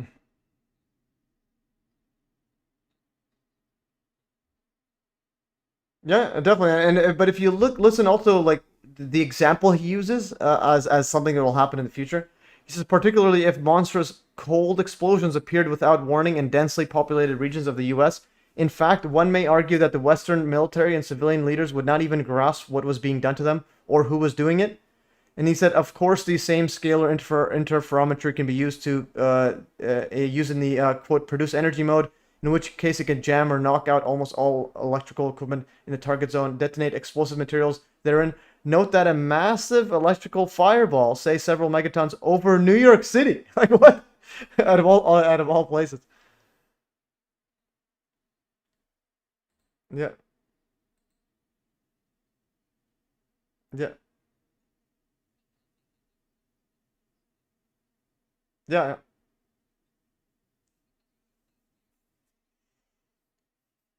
Mm-hmm. Yeah, oh, that'd be interesting. Yeah. Yeah, and again, he even calls it a new kind. Yeah, he calls it a new kind of directed energy weapon, and so on. And what's interesting is he even said there was a mushroom cloud off the Sea of Japan, and then 5 Boeing 747s flew through it, so there was no contamination. But why are they flying through that anyways? And he was talking about yeah. Yeah, but here's the clip what I actually pieced together with the 9/11 one. But here's him. He was in a 1984, I think 1985 or CNN report as well, talking about cold explosions. But here's actually him talking about it in 1984. Bearden believes that these satellite photographs are of mysterious non-nuclear explosions near an uninhabited island in the East Siberian Sea, and that they are discharges from an RF weapon that uses interceptors. Okay, so now the guy's saying your audio's gone. I don't understand what's happening here. Okay, so your audio is gone. Okay, Teams is gone. I don't understand what's happening in this world. Teams. Can you here just speak right now? Just test. Just speak. Hello. Okay. Testing. It should be 1, 2. working. This guy says your guest audio is out now. How's it out? It says it's working. I don't. Interesting. I'll check it. I don't understand every single time there's an issue. I to this day I do not know why there's an issue. It should be working. Let's see. I'm gonna go all the way here to the end. I mean, I'm picking it up on YouTube on my end. So Oh, like your audio, weird. like you're talking. Yeah, everything's working fine. Okay. Oh, it's frozen up. It could just be frozen. Yeah, maybe it's frozen. No, I think just for him. I think yours is fine then. Okay. Yeah, his internet connection. Yeah. Okay. So yours is fine. Okay. So I'm pretty sure it's working because that never that specific thing never happened before. Okay. I'm gonna go back to where was I? Well, I don't know how much time do you have. What time do we have? Okay, so we have 2:19. Yeah, we should. I have any time, but usually my max, I try to max it at the 3 p.m. mark. But yeah, so up to you. What's your time? Should we go over your specific things? I got. Yeah, because I don't want to like run out of time. If Yeah, again, yeah, and it takes it might take, I don't know, like maybe 30 minutes to go over it. Yeah, so we'll go over this Maybe a one little here, more. and because you wanted my input on the math stuff. Well, if ChatGPT or I think you used ChatGPT. Which one did you use? I used Google. Oh, Google but Gemini. Okay, Gemini. Yeah. I did double check it with all their various AIs like DeepSeek and a couple of others I can't remember. Yeah, and But I double checked the work with various AI models and I have it critique it and try to find any flaws. But so far everything checks out. I just want a human being who knows mathematics to go over it, and that's why I sent it to you. Yeah, I was going over. It looked decent there. One question first I have is, I didn't know why when you had the equations, why they're a bit blurry. Like, were they small? Because yeah, no, I had to copy and paste them. They don't really copy and paste, and so I clipped them with. No, I know, but what you could do is, well, I don't know, maybe zoom in because I just do the same thing. What I actually did was I took your equation here. Because what you could do with AI, this is probably my favorite use of AI. If you, but I use Grok mainly. So you could go to Grok, and you could just tell it, turn this equation into a nice latex form. That's what they're called. Latex is the rendering thingy. So because your image wasn't that clear, so then this is how I upscaled it. Equation form, nice equation, latex equation form. Just render it, man. Just render it. Okay, why? Okay, there it is. Yeah, see this right here? Okay, I think he's gone. Or should we lost Ben? But anyway, yeah. I just wanted to show what you could do with this equation setup here. This was your equation? How it's blurry? Oh, can you hear me? Yeah, no, that's fine. I just No, I don't use Grok personally. No, but you could use a Gemini, whatever. You just ask it. You could upload the image and just say, turn it into nice form. And now you could zoom in. So you can zoom in and then take a high definition screenshot. So again, it's just a side note. But anyway, so I made it here. So we can discuss this part here. So yeah, I didn't realize this is how they actually do the root mean squared setup. So you're so like you understand the root mean squared pretty well, I assume. Yes. I just want to give the audience a little bit of introduction. So for those who aren't aware of the synthetic AC model that I've been developing, it's proven to be a good start for bridging the gap between, say, the abstract concepts of vortex-based math, Tesla's impulse technology, and Tom Bearden's asymmetric regauging principles. It's a good start at bridging those with mainstream electrical engineering practices so we can actually utilize on the workbench. However, a part of that theory has always been an extension of what others have said for decades, and that is that this type of energy cannot be accurately measured with our standard tools. So in order to understand how to develop a workaround for this issue, studying these types of systems, I had to ask myself why. And specifically, why is it this type of energy cannot be accurately measured with standard methods?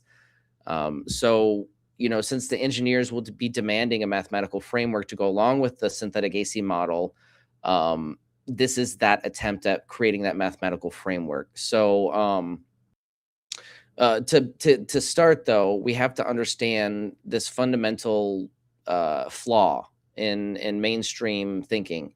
So mainstream electrical engineering treats everything as a closed system governed by the laws of equilibrium thermodynamics.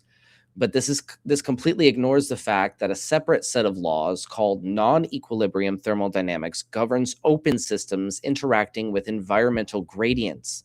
Now, a couple of examples of this, to put things in perspective, you can imagine equilibrium thermodynamics in a closed system viewed as, say, stagnant water in a sealed pot, right? There's uniform temperature and there's zero net flow. Now, we contrast this with something like non-equilibrium thermodynamics in an open system, which can be thought of as a persistent whirlpool that is maintained continuously by a drainage gradient. So the variable there is the geometry that is maintaining that persistent whirlpool. So that's kind of like the context of what we mean by an environmental gradient. It doesn't have to be physical. It could be something interacting with the magnetic field in some way. But before diving into the new power calculations, we do have to fundamentally change how we look at electrical circuits. Now, to understand the mathematics of an open non-equilibrium system, we have to understand three foundational concepts. The first one is the loop fallacy. Conventional electronics teaches us that current must flow in a complete closed loop from battery's terminal through the load and back to the opposing terminal. Now, while this is true for moving electron charge carriers, energy itself does not travel inside the wire. Remember, energy travels mostly through the space around the wire in an electromagnetic field envelope called the Poynting vector.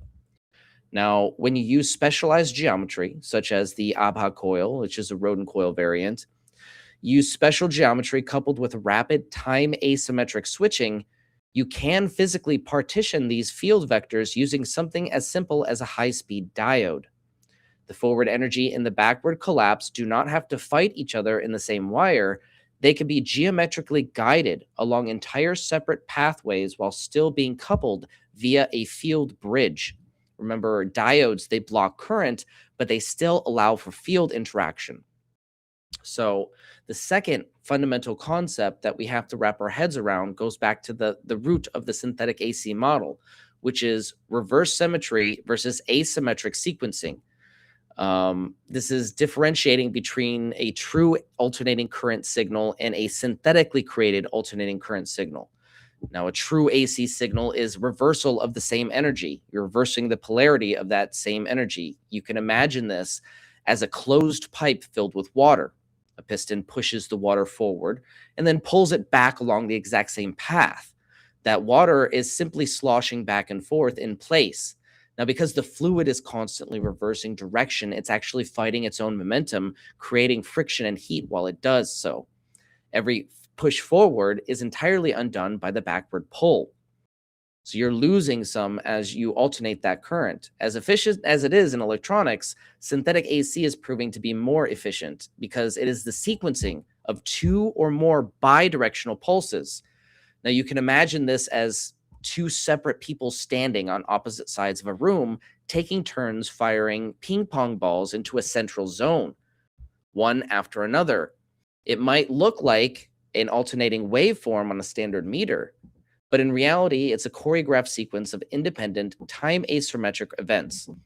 These two waves might look identical on a root mean square or RMS meter when they're averaged out.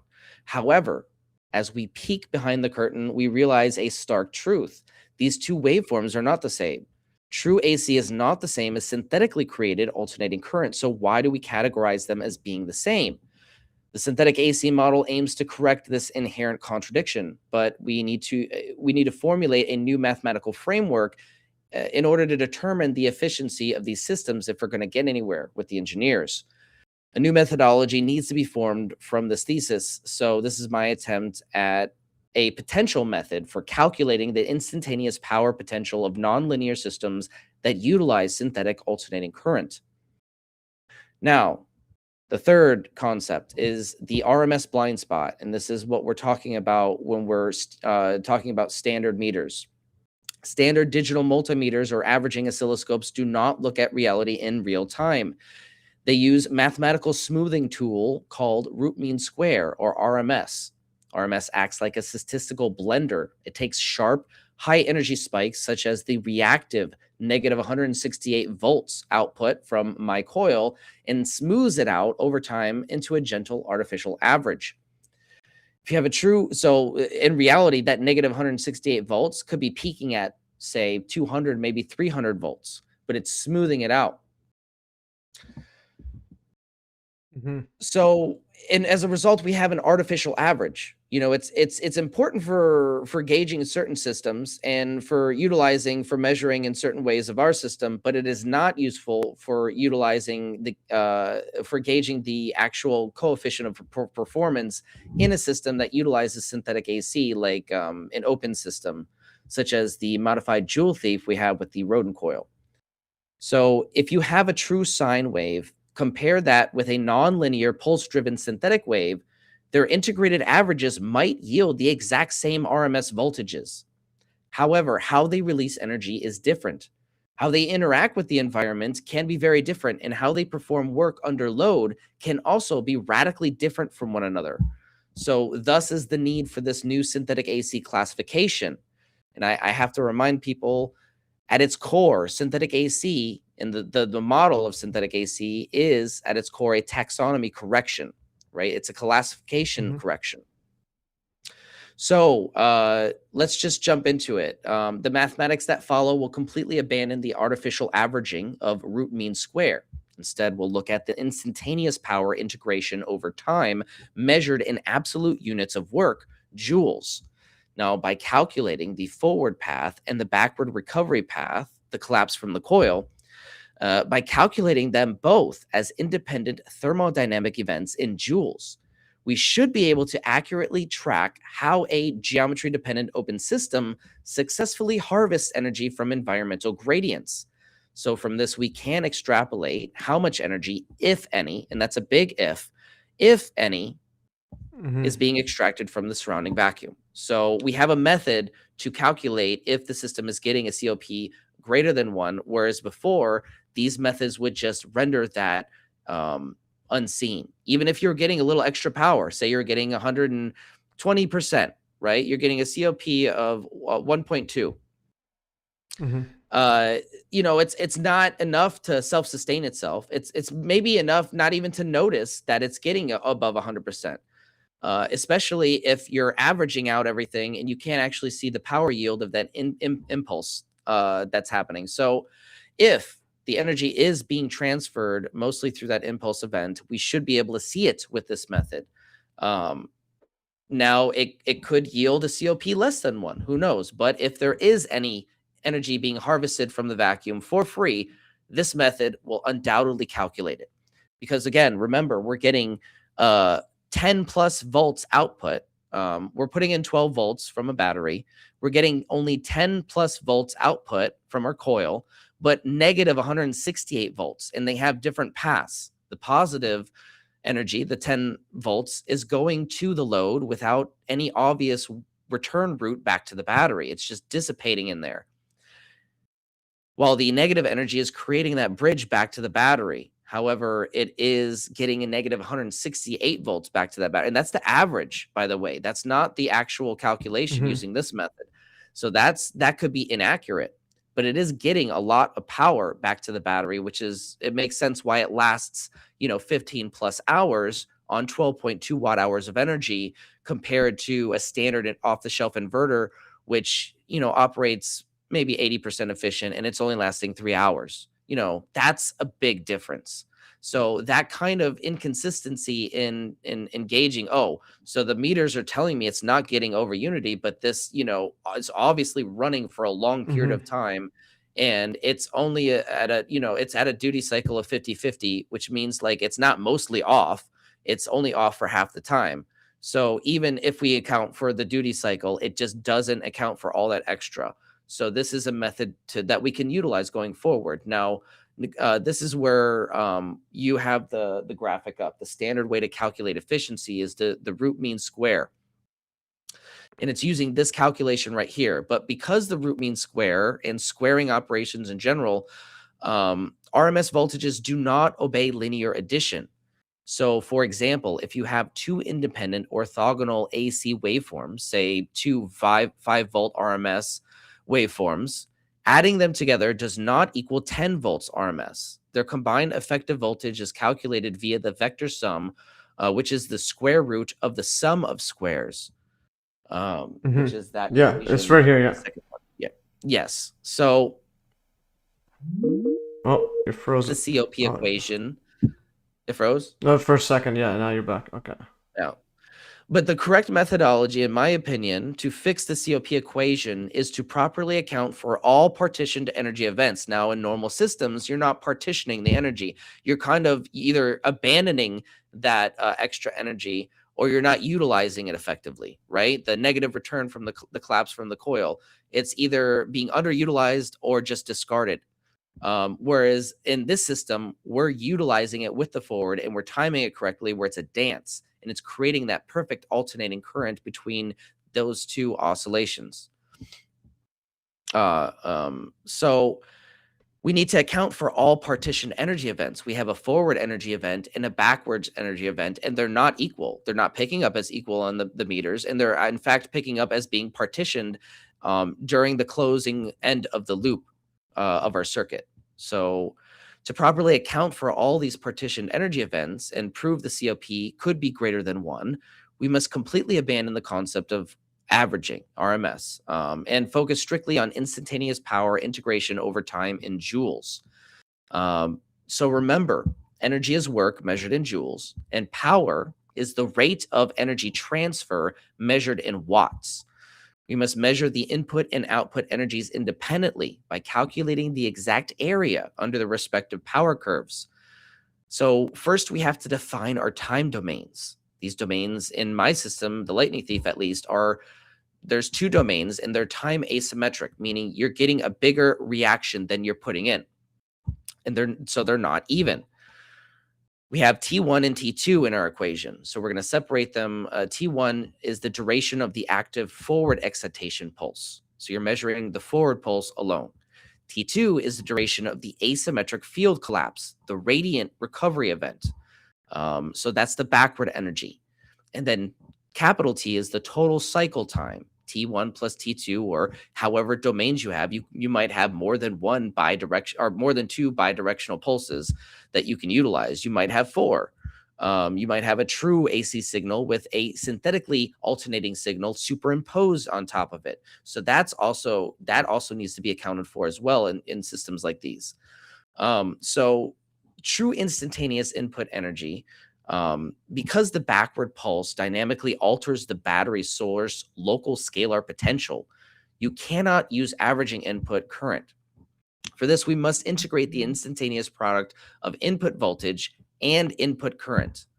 So the equation for this is, the input equation is true input energy equals the integral from 0 to capital T of input voltage times input current with respect to overall time. Yeah, so you have that. Okay, you got that right there. Awesome. Yeah, so like so again, this is have you dealt with integrals? It took me a little time to learn how to actually understand and integrate, but what are your thoughts on this so far? Yeah, it's pretty straightforward. So like integral, that's just the area under the curve. Like you understand okay, that's the area under the curve. That's all the integral is just the area under the curve. What integral does is it makes them infinitely small rectangles, and then and it sums it up. And okay, there's one thing like this whole integral thing. It seems all fancy and so on, but all of that is based on the what's called the fundamental theorem of calculus, which is basically it summarizes that the integral, like the area under the curve, involves the antiderivative. So like, you know what a derivative is of a function? Yes. Yeah, I'm familiar with derivatives. Yeah, the integral is the antiderivative, and I think. Oh, okay, that makes sense. So if I go here, I'll do a quick one here just to show you, because I just posted it yesterday, and I have a little overview of the fundamental theorem of calculus. If I go to MES Science, I posted my video yesterday on Kepler's 3 laws of planetary motion. I'll just click here. I don't know why it's so slow now. Yeah, I'm just gonna click here and then go to fundamental. So I put it from my screenshot. So essentially, the fundamental theorem, it is part of the fundamental theorem of calculus. Like this integral function, it just equals to like this g of x is just it's such that the derivative of g of the derivative of g of x is equal to the function inside. So it's like, and that is basically just the area there, and you could see. Yeah, so you can see where's this thingy? I think it's an area. That's how you derive it. Okay, but yeah, we'll get to. I thought I had a good overview. I'm gonna see if I had a good thumbnail for these. Yeah, and essentially this is what happens. You just literally sum a bunch of rectangles from my videos 10 years ago. But anyways, let's go back. So so what matters in your equation is just that is this part accurate, which is this voltage times current. That's energy. Is that so what is voltage? Yes, so we're capturing the high speed we're capturing the high speed signal and specifically we're capturing traces of the impulse, right? We're using input voltage and input current directly at the source terminal. So you're just capturing the voltage and the input directly with a high speed oscilloscope at the input terminals of the source battery. So you're basically you're capturing them, and it's not an unconventional way to capture that part of the oh no, that's fine. Those numbers. But what I was asking is the voltage. So voltage times current. What is that in mainstream physics? Voltage times current. So that gives you your watts. So voltage times power, current gives your overall power. And then your power, your watts is basically energy per time or per distance. I think. Oh, that's Ohm's law. So I just want to get. Yeah, this Ohm's law. Voltage. I believe it's over time because it's how energy transfers. It's over time. Yeah. Right. So there's a time factor in there.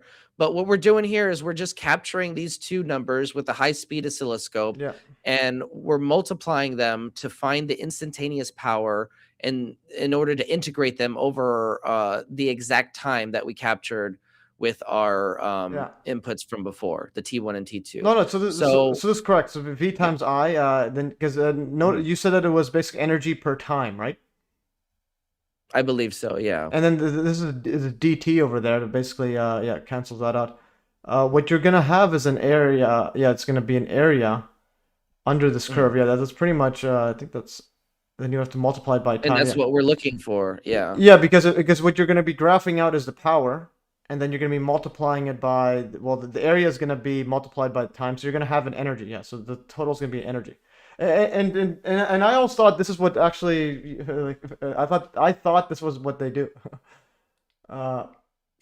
Honestly, yeah, I mean they might do it in some instances, but it's very rare if they do. And to be honest, in order to capture effectively the real numbers of a high speed impulse like that, you need a really, really high speed oscilloscope. And thank God I have a really, really, really probably the best one you can get on Amazon for the average consumer. It's really, really high speed.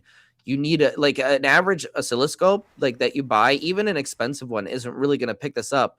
You need a really off the charts oscilloscope to pick up these impulses accurately. And that's why, thank God, I got one. And I budgeted for it because I had some money come in for the channel and all that. So I made it a priority to get the best oscilloscope, the fastest, the highest speed one. And thank God I did, because I wouldn't have been able to pick up the synthetic AC waveform, the resonant pulse waveform that we pick up on the oscilloscope. It's just, you don't see it in other oscilloscopes. It's not there. Yeah, okay. No, so I want to wrap my head. So in the root mean squared, you're just getting the voltage, and you're saying the oscilloscopes, they're able to get that, but you have these pulses. Would it? So even if you're using root mean squared, they'll still be inaccurate regardless of the smoothing out, because of the instantaneous matter of the pulsing. Is that true or no? Is the oscilloscope? Yeah, anytime you're trying to measure an impulse with RMS, it's going to average it out. So no, I'm saying besides the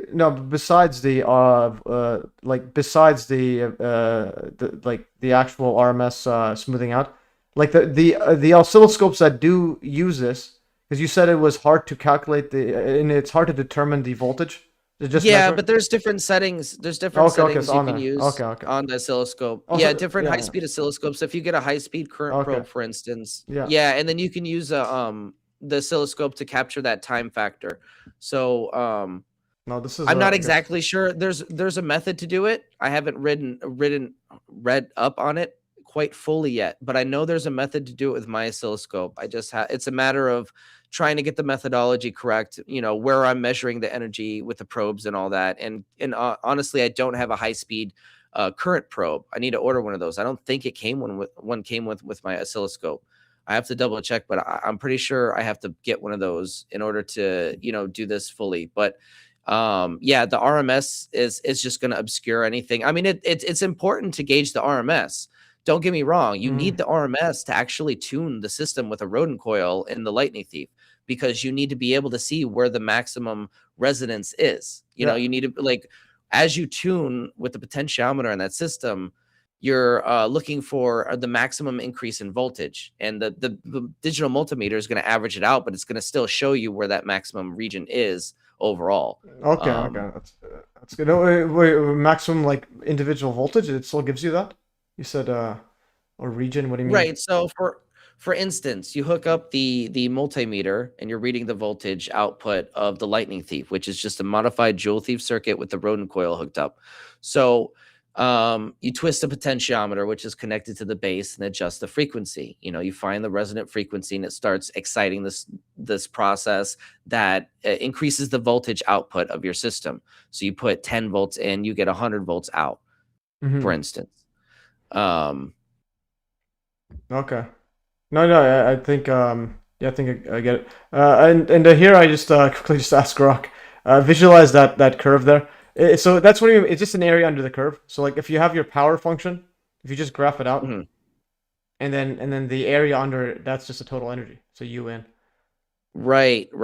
And now for the output, we have to track the two partitioned output energies separately. This is the tricky part that a lot of people miss, because they don't think about it this way. Most people just think about energy as energy, and in some systems, I believe, because it's my opinion, it's my theory that this is happening in my system. I've seen it, or I've seen evidence of it. So because our system partitions energy in two distinct spatial pathways, right? We have the forward going to the load without any obvious return path back to the battery, or at the very least, very minimal return path. And then we have the backward recovery terminal going, the backward recovery component going to the negative terminal of the battery. So we must compute their energies individually in joules. And then once we do that, we can actually add the joules together and fit them into the rest of the final equation. So joules can be added linearly, I found out, whereas RMS values cannot, as we discussed earlier. Now, we have two parts to this next equation. We have the forward work, and then we have the backward work. And they're similar, but so the forward work equals the integral from 0 to T1, which is our time domain 1, right, from before. Integral from 0 to T1 of load voltage times load current with respect to time. And then the backward component is calculated as backward work equals the integral from T1 to capital T of recovery voltage times recovery current with respect to time. Now, I just realized that might be T2. I don't know. What do you think? Do you think this is a mistake? Do you think this should be T2 for the backward component? Because it says T right here. For the backward, you want T2. But one thing I wanted, before we get to that, so this part, so you have the U in. I just wanted to wrap my head around. So this is the energy in of like just coming from the battery or the socket or wherever you're putting energy in. Right, you're measuring right at the battery's terminal. Okay, this battery's terminal, and then this forward one, so you're separating them into two. Again, they're all pulsed. This one's being pulsed. Like, I just wanted to understand where's the pulsing coming in. See, this is so the source. So you can imagine once the system's in resonance, the battery is being pulsed on the return. But you can imagine the energy going from the source battery to the circuit. through the coil, and the circuit is pulsing. Okay, the Right? circuit's the being circuit is pulsed. switching on, and it's yes, and But it's pulsing. this and one is exciting the coil. But this one's continuous though. So this input energy is just the continuous from the battery, and then you Exactly. okay, Yes. so that's continuous, and now you're pulsing here, and this is the thing about pulsing is pulsing. When you integrate, it's an area under the curve. Wouldn't it be a summation? I'm not sure. See, this is the exact question that I would pose to you. Like, would that be a better route to do? I'm not sure. I'm not a mathematician. I used AI to help me with this. I know the No, logics make sense. No, I and agree. I know just the because, methodology is there, but yeah, just because pulsing, when you have this this right here, the equation you're not going to have typically a pulse one unless you can have one function like that. There's something I'll need to see the actual numbers. You might need to just sum it up somehow, but it's the same idea. Integrating a pulsing because they're super like rapid. Yeah, so this one I want to wrap my head. So now you're gonna pulse. Energies comes in, and this is forward work. This one is going to the load, and then backward goes to the battery. Is that or did I get it right? Right. So when we measure the output, when we have a high-speed diode on the positive rail, remember the diode, it blocks current, but it doesn't block the field interactions. So the fields between the forward and the backward fields are interacting still past that diode, but that is blocking the current from returning the positive current, and it's allowing the negative current to go through to the battery's negative terminal, which is kind of like a sinkhole. It wants to go there. It doesn't want to go through the load, which it has the choice of going through the load or the battery, but the load is high impedance. It's kind of like climbing uphill going to the load, whereas the battery is a sinkhole, right? For the negative energy, at least. And then the positive energy is being blocked. So that really doesn't have a logical way to go back to the battery. So it's my working theory that this field bridge is creating that connection back, closing the loop. But when we probe the output, say probe the voltage on the positive and negative output rails, we get negative 168 volts and only 10 positive volts, which doesn't make any sense unless we're dealing with an asymmetric time event, right?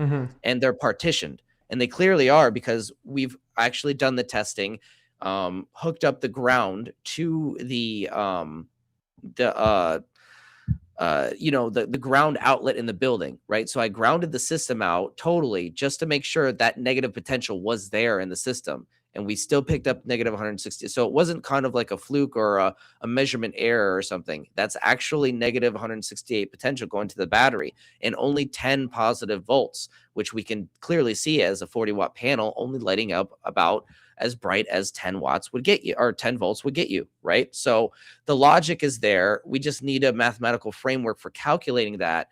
And this is saying we need to calculate the forward pulse to the load, and then calculate the negative return to the battery in a specific way, and using the instantaneous calculations, right? And then we can calculate those, turn them into joules, add the joules, and then fit them into our overall COP equation, where we divide by the total input. Yeah, I think it's pretty straightforward. The only thing I need to just see is when you actually have the probing the values. Right, exactly, and that's going to tell us a lot, and maybe there might need to be adjustments, like you said, like a summation instead. So yeah, just because and the thing is, like, what's your oscilloscope can integrate, or wouldn't it just be summing? How would it know what's it's actually? I'm not sure. I'd have to do some research on that, but I know my oscilloscope is top of the line, so whatever like really advanced feature is out there, it probably can do. Okay. Yeah, I think it's pretty straightforward because there's no energy's not going anywhere else. Like the schematic you had. So you had the modified joule thief high-speed diode. Energy is either going forward path to the resistor load or backward to the negative. And then basically, because mainstream physics assumes closed source, there's no external energy coming in or out, and then basically, when you sum these up, they should be equal or less than the energy in.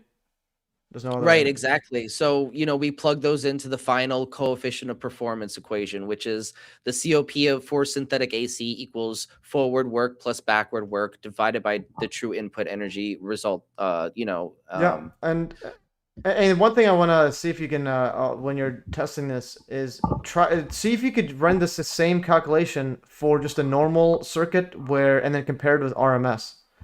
See if a Right, normal exactly. That's a good experiment to do. We want to compare the regular efficiency results, you know, how we would gauge it normally with this new result. And who knows, maybe the COP is like 99%, you know, or 99.9%. Maybe it's under COP of or maybe it's under unity, but at the very least, this gives us a method to calculate if there is anything extra. You know what I mean? Like, so Yeah. I just want to be clear. Like, I'm not claiming over unity. I think this is a good method for calculating that if it's there, though. No, I agree. But again, the thing I was saying is not only just compare with RMS on your Joule Thief, but just take a normal actual like non-pulse DC, just a normal AC, and then try to calculate the actual V times I and then integrate, and see if that lines up with the RMS average. Yes, we'll have to do a lot of different testing and just on a normal one to compare, to different. Yeah. And I want to take different tests of different systems. Like I got this new circuit I'm working with. I haven't taken any readings of the oscilloscope yet, but I've been really itching to, you know, because I literally just got this thing working Friday. So yesterday when I got my pulse width modulator unit, I was able to get this work because, you know, I had a couple ideas on how I couldn't get the circuit working for like a week. I'm like, okay, I probably need this, or this. And I finally got it working. And I was like, holy shit, you know, it's working and it's working great. And I can't wait to show you guys actually. That's actually, I never used Gemini like this before. I'm going to just ask it, make an audio overview of this article of your No, tell it to do that and the synthetic AC model because I'm curious. I thought this was this. I thought this was a synthetic. I got the wrong link. Oh, this is the this is the other one. The math. So this is the math framework that goes along with the synthetic AC model paper. But I think you should feed it both of them because I'm curious to see how it reads it. I would love to hear that. Yeah, and also in this thing, I made a bunch of notes about when I was reading your paper, time symmetry is not enough to characterize energy flow. Right. Yeah, this is. I mean, you know, to be clear, I could be wrong on some things. You know, like if there's some corrections that need to be made, obviously, I'm not going to be sitting there being like a jerk, like, no, that's not. You know, like I bring this to the public because I need answers to certain things that I don't have answers for. I might be wrong on some things. Some things might need to be adjusted, but you know, like at the end of the day, there are certain core fundamental logical, there's certain arguments or certain arguments that I make that can't really be debated, like the classification error. That's clear. That's not like debatable. That we do that. We lump all those different types of AC into one category. Why do we do that? You know, we don't do that with anything else in science. If we have a pressure wave under the ocean and a surface wave on looking down on the surface of the water, but we don't classify them as similar or the same. They have different designations. No, that's one thing I learned from your papers there. And then lastly here, just because I'm gonna have to go in like literally a few minutes. I'm getting like hassled in the background. Oh no, it's okay. This is I wanted to show the audience this part. The synthetic AC waveform is so cool. So it's a bunch of nested harmonics, and then you zoom out, and it forms a perfect smooth sine wave, like you would expect with the interaction between. But you also have. But is this how it's supposed to be? Like an actual sine wave? No, that is not a traditional sine wave. That's what I mean. Like if you included in there a traditional sine wave, just for the lay people, like I haven't. That is a good idea. I will accept that. That is a good critique. I will probably have to do that. But I'm starting to visualize it. So if you zoom in, you also see you call this the 0 point where it goes up and down. This I called it that because I didn't know what else to call it. It might not be, but it's my idea like that could be the 0 point, the convergence between the two counter rotating fields. I don't know. Yeah, and the other part I want to ask is just if you can specify the zoom level in the scope, like this one. So this is zoomed out, right? This is zoomed out. This is using a different geometry, so I understand that. Yes, that's using the pancake coil instead. That's this one right here. Yeah. It's the same circuit, only a different coil. Okay, now that's cool. Okay. Yeah, that's the yeah, so that's yeah, I see it. That's amazing. Yeah, so that one's there, and then well, basically, I'm trying to get at is we understand that now. This one here, what's the level of zoom on this 0 point setup? So that's all the way that I can zoom in. Oh, and then this is zoomed out a bit. Okay, so this is yeah. So if you hit default on the oscilloscope, it goes to the standard scale like that this you one. would be viewing any signal at. That's the middle point where you see all the nested harmonics. Yeah, no. So basically, this is the one that you're. No, the default scale would be just this giant sine wave.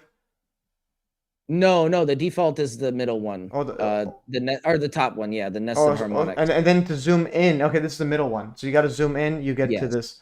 Yeah, so that's part. Just so we can wrap around. And if you zoom in on the other geometry, the other coil with the other the different geometry, the bell one. Yeah. That convergence, it's kind of there, but the sideband activity, how it's real thick, it's not thick on that one. It's very thin. There's like almost no energetic activity. It's almost like a line or squiggly, you know, like, so it's different. Yeah, I know, that's great stuff. And well, one thing again, I learned a whole lot because like I said, I'm forcing myself to learn electrical and just a whole bunch of science stuff. And this is how I force myself. And so basically, I'm not sure much time. Yeah, there's not much time left. Do you have enough time to show an experiment, or say that for another day? Yeah. Okay. Yeah, I mean, I have it all set up. All I need to do is turn it on. I'm not going to disclose the circuit quite yet, so I won't show the thing too up close, but I will show you guys it working. So I have it hooked up to the 40-watt panel. So I'm gonna stop sharing, and then basically you can show it. Then just run it, and then I'm gonna have to head out after this. So so I stopped sharing my screen, so no more screen sharing, and now it's just some nitty gritty. And then if you can explain to us again in a simplified way, so we know mainly input output is what I like what's the efficiency and so on. It should be obvious, like what's coming in, what's coming out. But I do understand the pulsing. What I'm doing right now is I'm seeing how long it lasts on a 12-volt battery under specific conditions, comparing it to different systems. So that's the only way that I can really gauge the efficiency at this point, since I don't have a high-speed current probe. But this is proving to be really efficient, and specifically, you can adjust it. So the main problem, and I love the Lightning Thief. It's a great simple solution for off-the-grid lighting, right? Yeah. But it has a fundamental flaw, and that is it has one resonance, and that's it, right? You turn a potentiometer, and nothing happens, and it has one little zone that it will excite the coil, and that's because it's feedback. It has a feedback loop. It's self-oscillating, meaning, and this is the problem why I couldn't pick up the damage to my coil, is because it will dynamically adjust to its natural resonance. So if there's a short in there, it's going to adjust the frequency and just naturally adjust the frequency, and you won't even know because it'll work, right? It just might be a little less efficient or whatever, and you might not even notice. But with this new circuit, we can gauge that. We can actually adjust the coil's efficiency much more efficient, or much more precisely. So we have a pulse width modulator that I'm doing that with. So we turn this on, and as you can see, lighting my panel pretty bright. Yeah, that's super bright. That's amazing. But I can also adjust the frequency and duty cycle, which in turn adjusts the voltage to current ratio. So if I want to increase the brightness or decrease it, I can on the fly, right? Depending on my device's demand. Yeah, can you explain it? Explain the duty cycle a bit. It was a new thing I was looking up after when I read in your paper. The duty cycle is how much time is your signal on compared to off. Okay. So if you have a 50-50, if you have a 50% duty cycle, it's on half the time and off half the time. Okay. If you have a 90% duty cycle, it's on 90% of the time and off 10% of the time. Yeah. So by adjusting this, though, we can adjust the frequency as well. As you can see, we can adjust the brightness. It's getting a little bit more current, and you can see this is our that's 60 volts right there extra that it's lighting up. Right? Yeah. That's a neon. That's a gas in there, so it's exciting it very easily. It's a very low current required. Yeah. So we can see there's a lot of extra voltage coming out. That's a 12-volt battery, by the way. That's a 40-watt panel. That's probably about 50% or maybe 25% bright. right? It's way brighter than the Lightning Thief. The Lightning Thief only got maybe 12 to 13% bright, and you have to adjust the resistor on the base to do that. This, you can do it dynamically. Okay, that's cool. I was gonna ask, like, can you make it set up so that it powers your computer or your laptop, or I'm working on it, man. I'm working on it. Or charging a phone, or charging a phone. The phone is going to be the next small step, because ideally what I want to do, and this was always phase 3 of my testing with these systems, is at the very least try to see if there's any way to make a self-running scooter, or maybe just a very efficient scooter that you have to charge less, like than a traditional one. I don't know. But maybe bringing some of these ideas into a scooter so I can save on gas. Yeah, that's cool, because you got that light all running up there. There's another thing is if there a way you can just have like some sort of like you connects to like an outlet, like a multiple head outlet setup, so that you could just plug and play different amounts of energy, like for example different loads, different lights, and then if you have enough, you add a phone as well, because you basically create your own outlet. That's exactly what I mean. Yeah. So with this type of energy, it's different because we have to rectify it into the type of energy that your phone would take, right? So your phone's not going to be charging off of an impulse from the negative side. It's going to be charging with hot energy. We got to rectify that in some way, but we can convert it. And the idea is that this is a resonant system. So whatever you hook up to it is going to dynamically change the frequency and adjust, kind of like water leveling out, and kind of sit to like a natural good efficiency in the system. It's a self-regulator like that. The rodent coil is just very efficient in that way. So whatever we hook up to it, as long as we found a way to do that, charge a phone, I guarantee you, if we found a way to do that, and we might be able to, that'd be big one. Yeah, charging a phone. Yeah, it's not really going to affect the system in any way efficiency wise. It's going to probably get the same efficiency. Okay, so and then what kind of loads would it be increased efficiency? Like this light setup is more efficient than just plugging it into the wall. So right now, plugging it into by the time you get energy out the wall, it's like 40% of what it was. But no, that's what I mean. Yeah. Basically, because you said that a phone's not gonna be that efficient, but wouldn't it still be better than plugging into the outlet, or like in terms of energy consumption? No, I'm saying if we find out a way to charge the phone using this method, I don't think it's going to affect the efficiency of the system. I think it's going to be able to charge your phone pretty efficiently. Oh no, that's if we find a way to So basically I also compare it to the mainstream. So would it be much more efficient than the actual socket that I use in the house? Like that'd be just would that be much more? So I haven't actually gauged the efficiency of this yet, but I mean, at the very least, it's going to be more efficient than the Lightning Thief, I believe, because I mean, you're able to adjust the current dynamically. So if we're able to do that, we can fine tune it way more. And also, it has an indicator when I hook up to the power supply if the channel is shorting, and that creates enormous inefficiency too. So that's a big problem if I'm trying to gauge the efficiency of the coil and I don't know the wire is shorted. It's going to give me, like, for instance, if I hook it up to this the power supply, I can have it at 13 kilohertz and 50% duty cycle, and without it shorting, when it's working properly, it will only draw 60 milliamps from the power supply to do what it needs to do and light this thing. But if it's shorting, it'll draw over an amp. So that's the difference here. Like it's a very big difference in just think about traditional coils that the traditional coils can't do this to begin with, like not with a 1-to-1 ratio. You have to have a different number of windings on the second coil in order to have any kind of step up of voltage. So that is very unusual to begin with.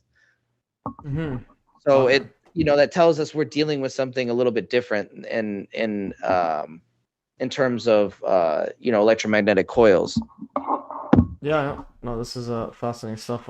And I'll be testing my Tesla coil thing set up soon. Basically every other Wednesday morning I focus on it, and I was looking through some of the safety setups, but I'll be on there. Okay. Nice. Somebody says, did you guys see they claim Amy is alive? Hidden a lawsuit. Sally evidently is seeking damages. I think it might be to you, this person. Jenny Kofi 1443. I don't know if you didn't know her. Somebody said Amy Eskridge. well, the person commenting is Jenny Coffee 1443. She says, did you guys see that Amy that they claim Amy is alive? Huh, interesting. And then, no, I didn't see that. And who's Sally? Sally is evidently seeking damages. There's a lawsuit or something. All right. But yeah, I'm gonna have to head out before I'm like babysitting my brother right now. Okay, it is just excluded. Yes, I don't know who is what that means. All right, and I was gonna say yeah, just we need to figure out how you get the efficiency and so on. Like basically, we need to finalize the numbers. Like, is this over Unity? Is this under Unity? Okay, I don't know what this person is commenting. It's just his partner.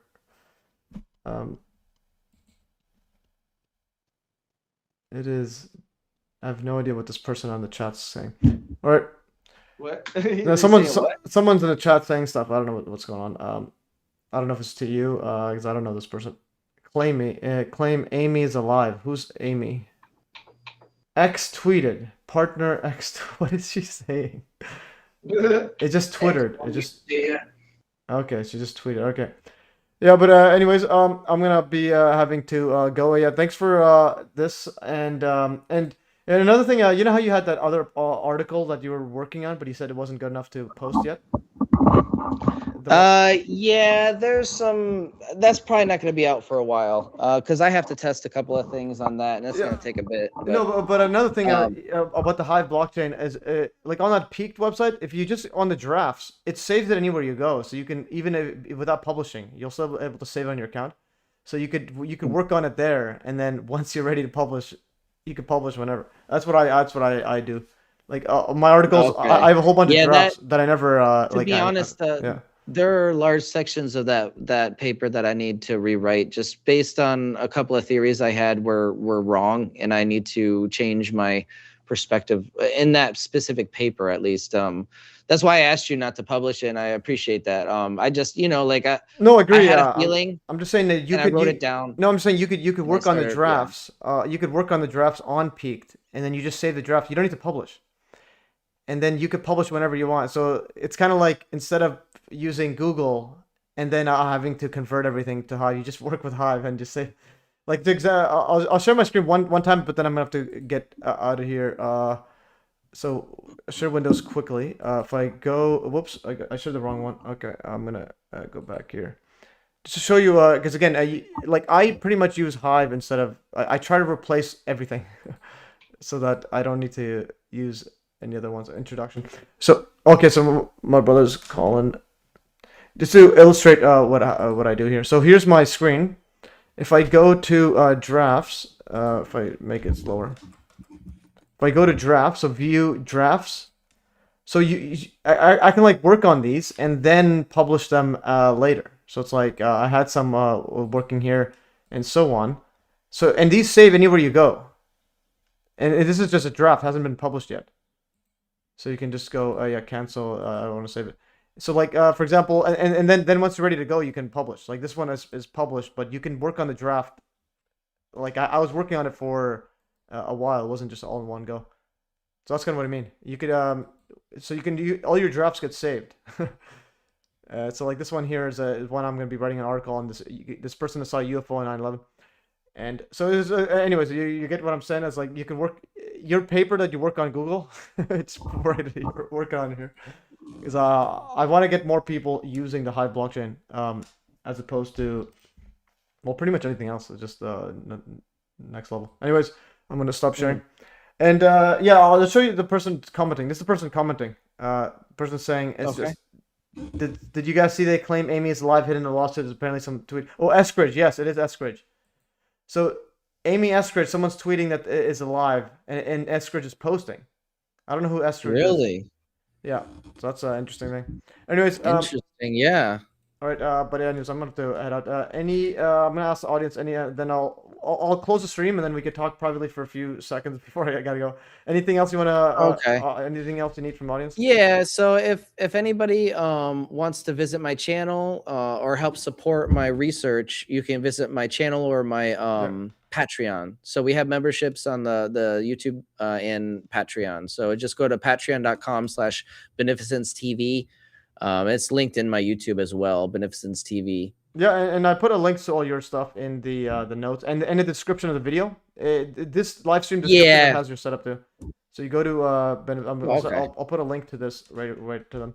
So you guys follow Beneficence TV. Oh, whoops. And yeah, and again, we'll be doing this again periodically on and off until we need to, because again, like you said, we're in an energy crisis, but I think it's a scripted energy crisis where it's like things. Unless we have to, but regardless, it's the same thing.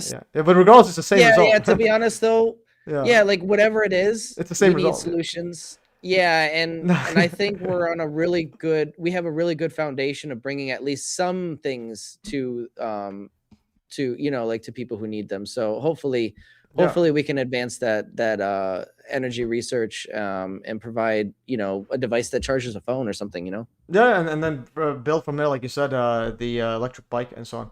All right. Anyways, I'm gonna tell these people thanks for joining, guys. I'll just say that. Thanks for joining, everybody. I'm gonna end this stream. I'm gonna stop recording. Yeah. Thanks, everybody. Yeah. Adios, peeps. I'm gonna stop recording. Okay, I'll go stop recording.